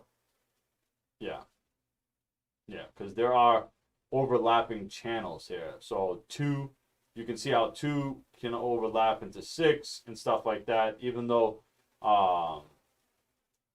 so there's multiple overlapping channels. So to get the most out of the 2.4, you would use the 1, 6, and the 11. The same is not true of the 2.4 gigahertz band. Each of its channels is much too wide to avoid overlapping the next lower and upper channels numbers. In fact, each channel covers the frequency range that is allocated to more than 4 consecutive channels. Notice the width of the channel spacing in the figure as compared to the width of the of one of the shaded signal centers of channel 1, 6, and 11. The only way to avoid any overlap between adjacent channels is to configure APs to use channels 1, 6, and 11. Even though there are 14 channels available to be used, you should always strive for non-overlapping channels. Okay, so that's why I remember the 1, 6, and the 11. Okay. All right, APs and wireless standards. It might be obvious that wireless devices and APs should all be capable of operating the same band. For example, a 5 gigahertz wireless phone can operate only with an AP that offers Wi-Fi services on the 5 gigahertz channel. In addition, the devices and APs must also share a compatibility with the parts of the 802.11 standard they support. As the 802.11 Wi-Fi standard evolves and develops, new amendments and new functionality gets proposed. The amendments are known as by the 802.11 followed by a 1 or a 2 letter suffix until they are expected to roll up to the next generation of the complete 802.11 standard. Even then, it is common to see the amendment suffix still used to distinguish specific functions. But yeah, I was reviewing something today. So Wi-Fi 6, that is the 802.11 AX, I believe. Where Wi-Fi 5 was the 802.11 N. Was it N? I believe it was N. And then proceeding down from there. Yeah, it's probably gonna go over there. You should be aware of several amendments that define important characteristics, such as data rate methods used to transmit receive data, and so on. For the CCNA exam, you should know which band each of the amendments listed in the table. The Encore 300-400-01 exam goes further into the data rates and the modularization encoding scheme used by each. So the basic characteristics of some of the IEEE 802.11 amendments. So we have the 802.11-1997. We have 2.4 gigahertz, yes. 2 megabytes per second, The original 802.11 standard ratified in 1997. So in 1997, that's when the 802.11 standard was ratified. Then we have the 802.11 Bravo. We increased it to 11 megabytes per second, introduced in 1999. And then we go from 1999 to 2003, where the 802.11 Golf G was introduced. We were still on the 2.4 gigahertz band, but we've increased to 54 megabytes per second. Okay, and then what do we got? Ooh, we have the 802.11 Alpha, which introduced the 5 gigahertz band, and that was getting us 54 megabytes per second, and that was introduced in 1999. Okay. And then we have the 802.11 N November, which then supported both the 2.4 and the 5 gigahertz band. It was getting us 600 megabytes per second. So that was the high throughput, and that was introduced in 2009. So that was a big milestone. So the 802.11 November was a big milestone in Wi-Fi, getting us 600 megabytes per second and supporting both 2.4 and 5 gigahertz bands. All right, and that was introduced in 2009. All right, then we move down. We have the 802.11 AC, which supported only the 5 gigahertz band, but that was getting us 6.93 gigabytes per second. So that's the very high throughput. All right, and that was introduced in 2013. And then we are where we're at pretty much right now, where we're at the 802.11 AX, which is again both supporting the 2.4 and the 2.4 and the 5 gigahertz bands. Okay, it's getting us 4 times the speed of the 802.11 AC. So we're looking, what are we looking at? We're looking around, I don't know, 32 gigabytes per second. So it's getting us much greater speeds, high efficiently, more I guess practical wise is high efficiency. Going for the high efficiency wireless. All right, so Wi-Fi 6 expected late 2009 will operate on other bands too as they become available. So instead of it focusing more on throughput, the 802.11 AX was focused on high efficiency Wi-Fi. But that will only be more recognizable as the years proceed, and more devices are Wi-Fi 6 compatible and not prior, because if there were prior standards, they're actually hurting whatever access point. They'll be gobbling up more bandwidth than they actually need for something like that. Again, I was reviewing something earlier on this, but just briefly. The 802.11 amendments are not mutable exclusive. Wireless client devices and APs can be compatible with one or more amendments. However, a client and an AP can communicate only if they both support and agree to use the same amendment. When you look at the specifics for wireless devices, you might find supported amendments listed in a single string, separated by slashes. For example, a device that supports 802.11 Bravo / Golf will support both 802.11 Bravo and 802.11 Golf. One that supports Bravo Golf, Alpha, November, and AAC will support 802.11 Bravo, 802.11 Golf, 802.11 November, and 802.11 AC. You should become more familiar with the table.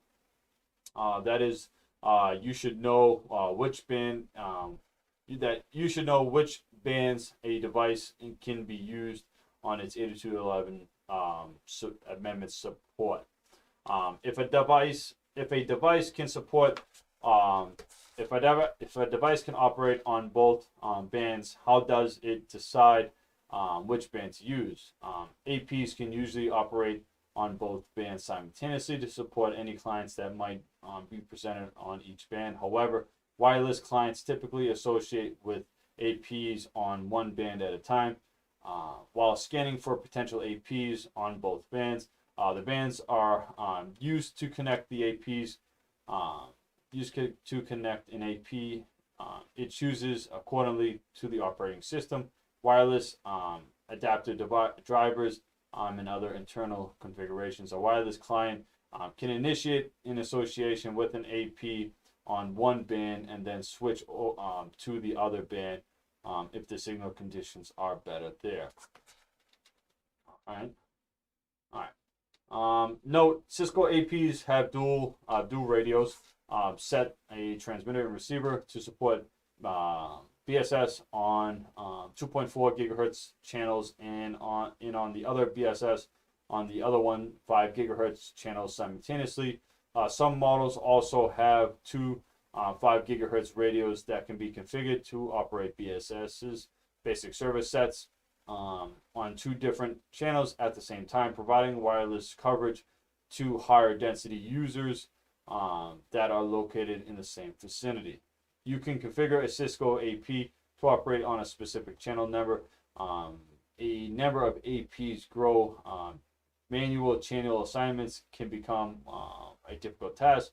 Fortunately, Cisco wireless architecture can automatically and dynamically assign each AP an appropriate channel. The architecture is covered in Chapter 27, analyzing Cisco's wireless architecture, while dynamic channel assignments is covered on the Encore 300-401 exam. All right. In one open space, RF signals can propagate or reach further on 2.4 frequency bands than on 5 gigahertz bands. They also tend to penetrate indoor walls and objects easier at 2.4 than 5 gigahertz. However, the 2.4 gigahertz band is commonly more crowded with wireless devices.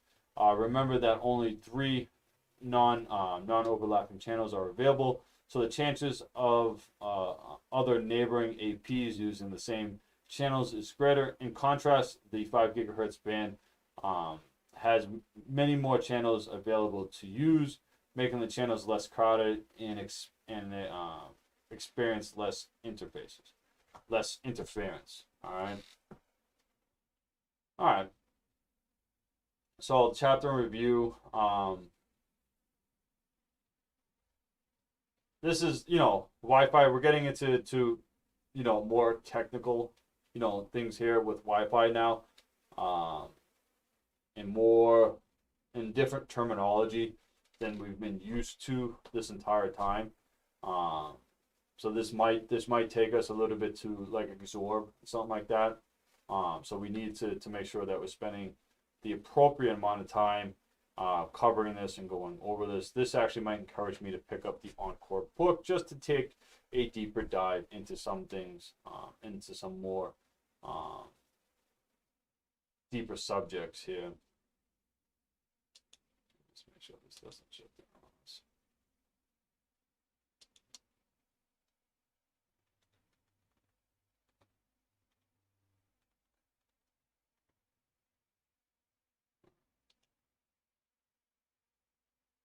So just some key terms that we went over. We went over access points, ad hoc network, band, basic service set identifier, channel cell, distributed systems, extended service sets, independent basic service sets, infrastructure mode, mesh network, non-overlapping channels, point-to-point bridge, repeater, roaming, service set identifier, station, STA, and work group bridge. Okay, so we went over some again more technical type terminology here within this chapter. All right.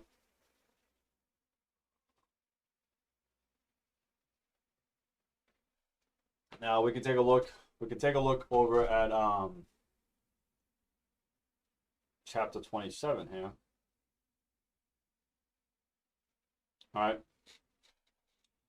chapter 27, analyzing Cisco wireless architecture. Okay. I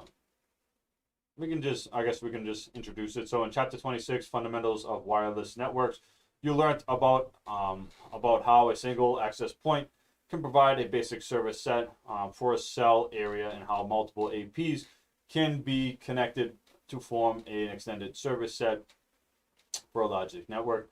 In this chapter, you'll learn more about different approaches and architectures that allow APs to be networked together for an enterprise. You'll also learn how some architectures are more scalable than others and how to manage each type of wireless network architecture. Okay, you will also work through. This chapter. As you work through this chapter, think about how each architecture can apply to specific environments, how easy it would be to manage, deploy, and troubleshoot the network, how APs can be controlled, and how data can move through the networks. Okay. So we have some automation of APs architecture, cloud-based APs, split MAC architecture, comparing wireless LAN controller deployments, and Cisco AP modes. All right. So let's just do a brief autonomous AP architecture. Okay. In access point, primary functions is to bridge wireless data from the air to a normal wired network. An AP can accept connections from a network, a number of wireless clients, so that it can become a member of LAN, the local area network. Okay.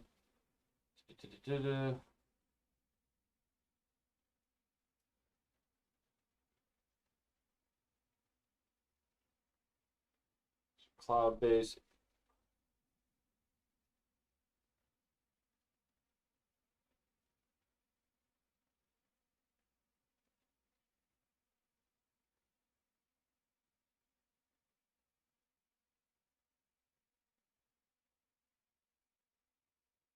Yeah, this ought to be interesting to get into.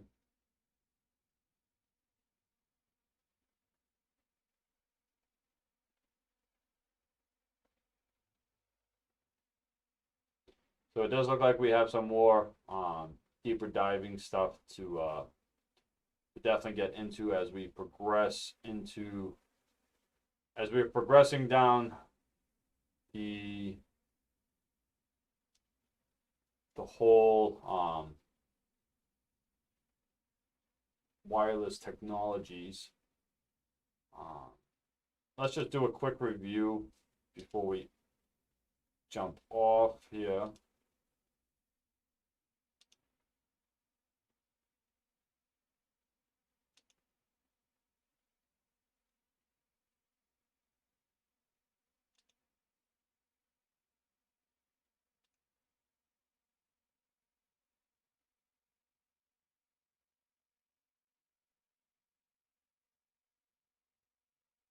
Do a review of chapter 26.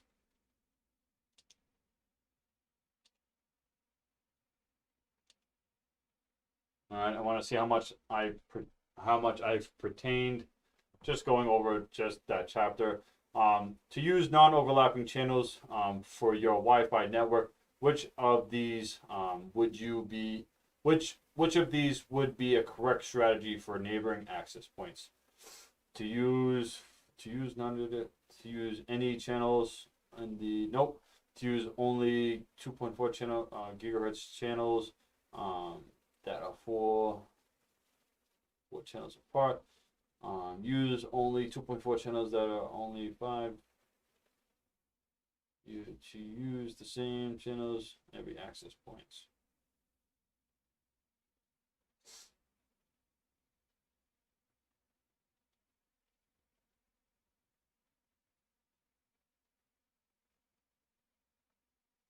Let's go with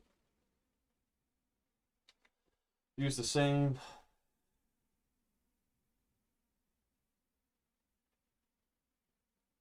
Use only 2.4 gig channels that are five channel numbers apart.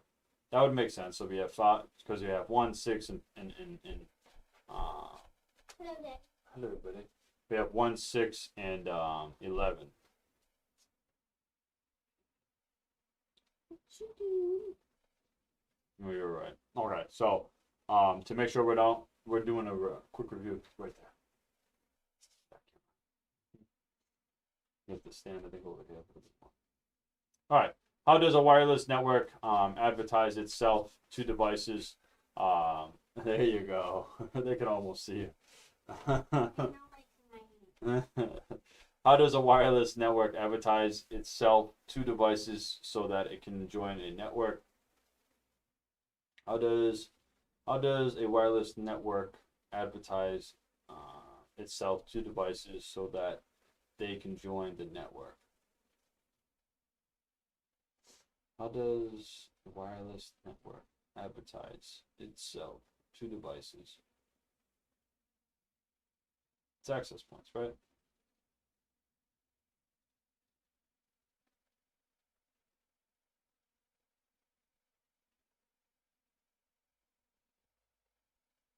Oh, I had a feeling it was SSID. So, okay. All right, so let's read the explanation. SSIDs, service set identifiers, is the name for the Wi-Fi network that is advertised. Wireless devices can join that network. All right, I get that. All right. AP's access points has a wired connection to the LAN. Yep. All right.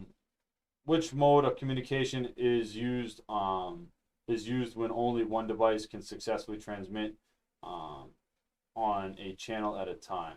It's half duplex. Suppose two APs are located near each other. Which channel use strategies will result in non-overlapping channels for Wi-Fi use? So what do we got? Use 2.4 channel 1 on AP and use channel 40. Use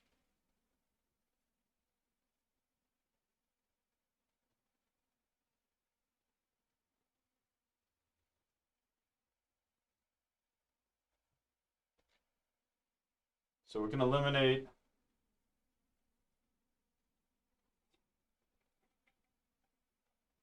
so we got to select two answers. I can already see one that's wrong at least. This one's definitely wrong. I hate that color. This one's definitely wrong right here.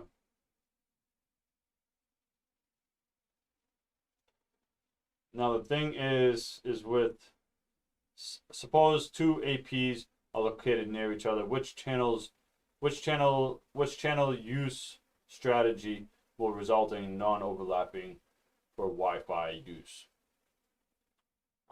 So the 5 gigahertz, there is no overlapping with 5 gigahertz.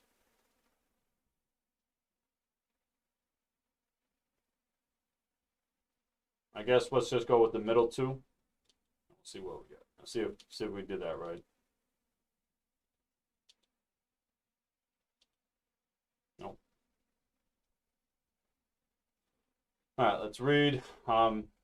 Using the 2.4 gigahertz channel 1 and the 5 gigahertz will result in a non-overlapping channel because each is a member of a different frequency band. Using the 5 gigahertz channel 36 and 40 also result in a non-overlapping because the 5 gigahertz channel numbers are spaced appropriate so that they don't overlap. However, the 5 gigahertz channel 36 and 37 would overlap even though the channel number 37 is not a valid usable Wi-Fi channel.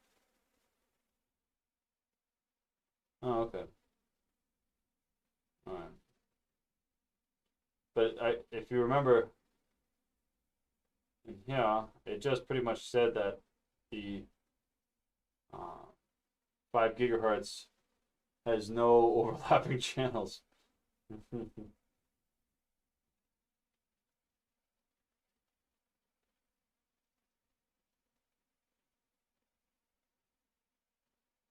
Oh, because 37 doesn't even exist. Oh, it goes in increments of 4.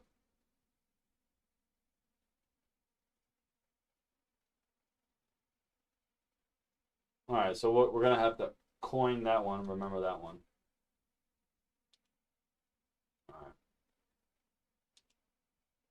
All right. Wireless devices must adhere to which standard to provide network connectivity? So the 802.11. A BSSID, basic service set identifier, looks identically to which other network parameter? MAC address. A wireless frame is sent into an AP. Which address is used as the layer 2 destination address? A wireless frame is sent to an AP. Which address is used as the layer 2 destination address? Wireless frame is sent to the AP. Which address is used as the layer 2 destination address? The sender's device, the sender's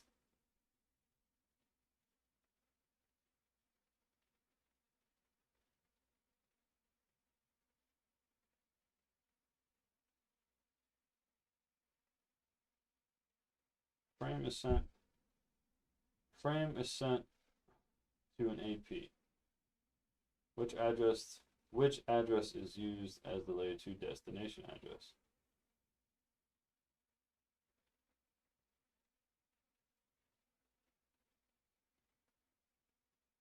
Ah, I was right. The the basic service set ID is used as the destination MAC address because the frame is destined for the AP. It would not make sense to use the sender's own. Yeah, exactly. The sender's device. Yep. All right, so let's just remember that for future reference, guys. That it would be the BSS, the basic service set ID there. All right.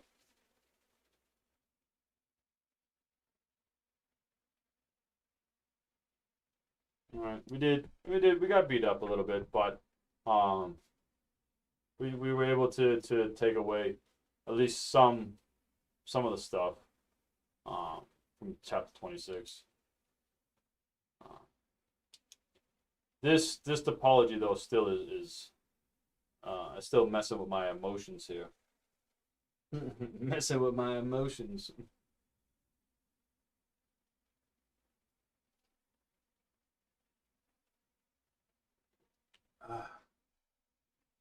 Again, I was trying to. Let me switch over now. Feel better now. Stood up for a little bit.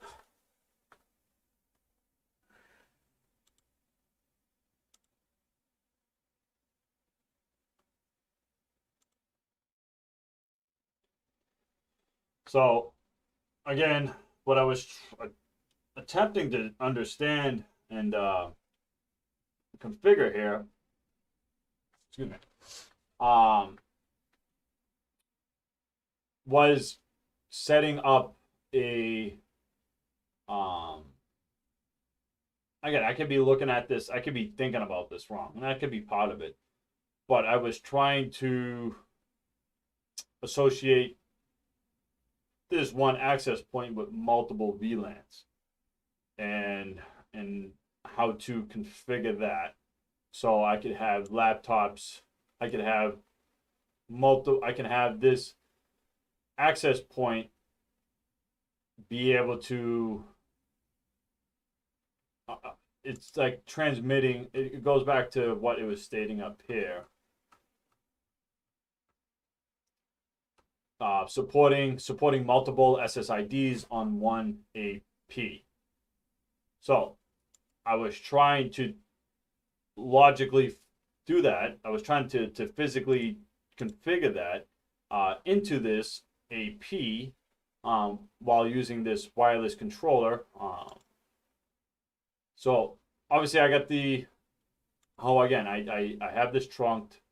Um, Again, exactly how it's doing with the 802.1 Q trunk here for, and I got it for VLAN 10 and 20 on this link to the switch here.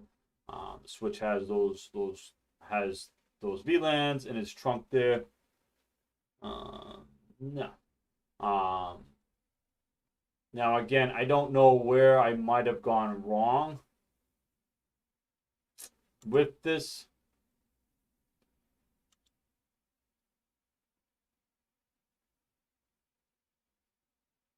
Hey, how did this one drop off?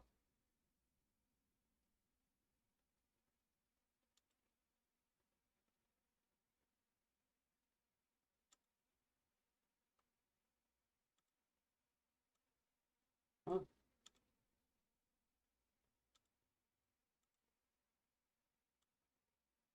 What happened there?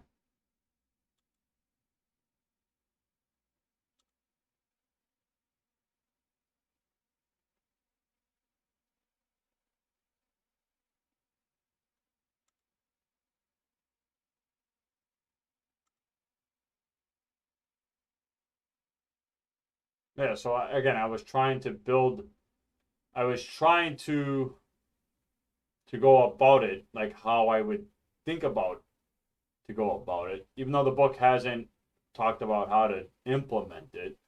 Um, I was just trying to figure out on my own. So I built these interface. I pretty much gave these interfaces their own VLAN identifier to their um, associated, you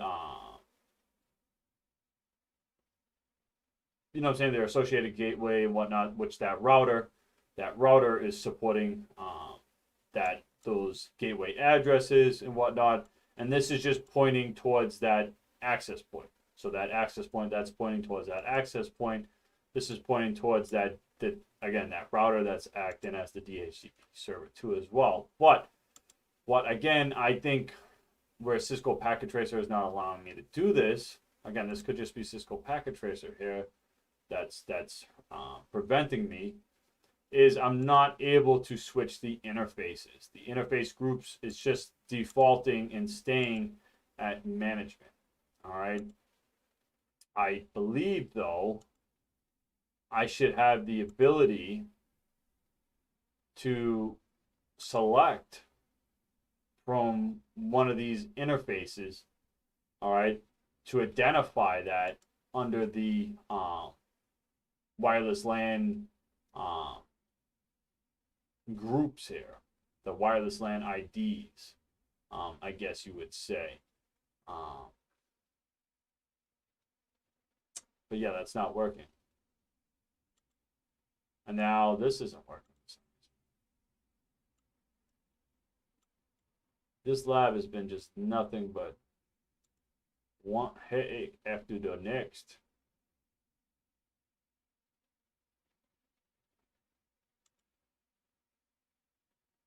What is it doing?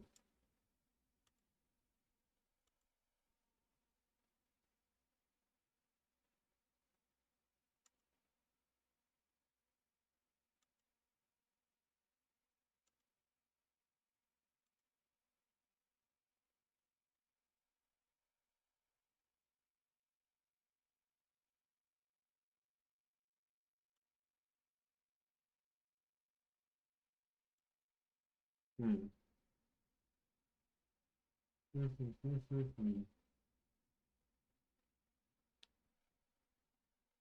All right. All right. So I mean, again, it's not. It's working, but it's not working. Um, Again, I can ping. It's just not being. It's not going into the right network or the right VLAN. How's that? The right VLAN. So I should be able to ping 16. What is it? 167 is the other laptop, I believe. Maybe.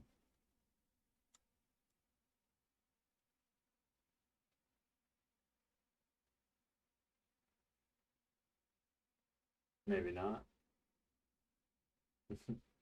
Maybe not. Unless we just lost it all over again. What is this? Here, 169.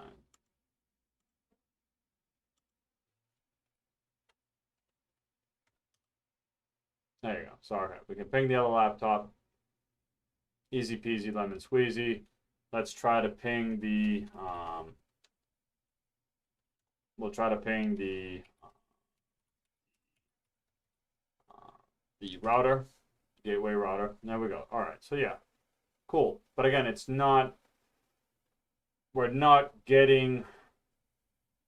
able to break these, we're not able to break this access point into multiple VLANs using separate SSIDs. Now, again, I'm using a different SSID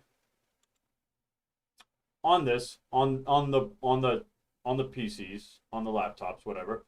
So I'm using SSID Pro on this laptop, and then on this laptop, I'm using SSID Corp. Okay, all right. Which again, we go back to the wireless LAN controller. All right, we can look. I have these SSIDs built into them. All right, but again, what again it's not allowing me to do, it's not allowing me to change the interface group here. All right.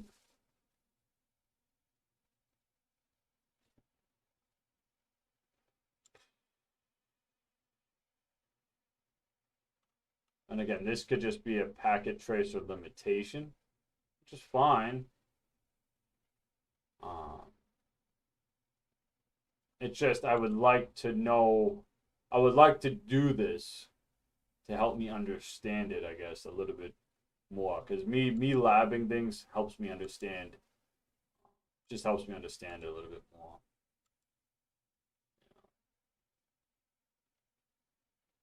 You know, and again, this could just be a packet tracer limitation. Not too much else I could say about it. So, yeah. So what I'll do is we'll save this again. We'll put this up on the Discord, so you guys, if you guys are more than welcome to take a look at this, and we'll call this WLC, WLC AP, Wi-Fi.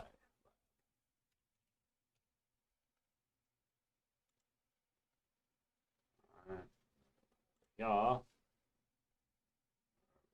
Packet tracer.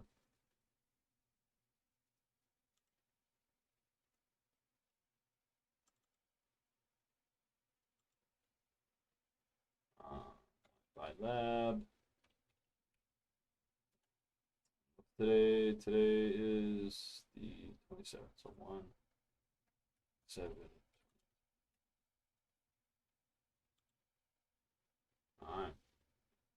Well, there you go, guys. And here's a little invite again to the Discord. If you guys are more than welcome to jump up on it if you want.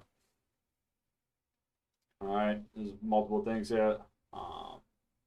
Cool things. So I'm always adding new stuff to the Discord to guys as well. So there's that.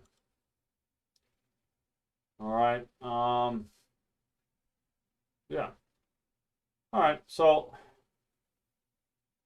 that's pretty much the soup and potatoes of today, guys. Exit log out of here. Close this out.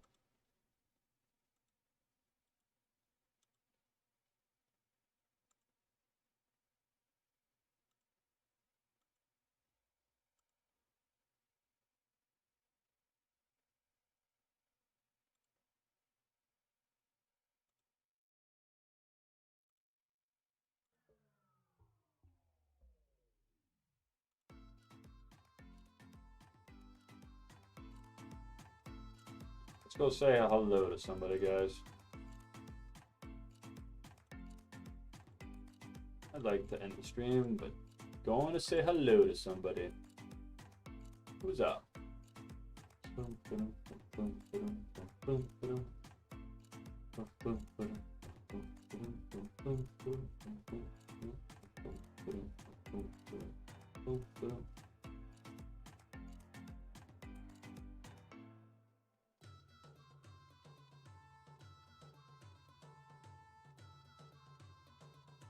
I guess we can go say hi to my good old friend Shirley. He's a good dude. You'll like him. He's a very nice guy. Make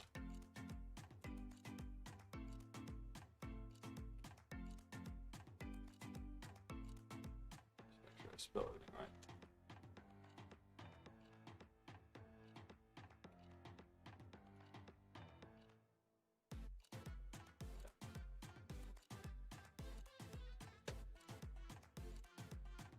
All right, guys. You guys have a good night. I will see you guys back here tomorrow night. We'll pick up again right where we ended off with 802.11, jumping back into Wi-Fi. And yeah, I wish you guys a great night and be safe. And we'll see you guys again tomorrow. Mwah! Bye. Bye. Have a good night, everybody. Let's do this.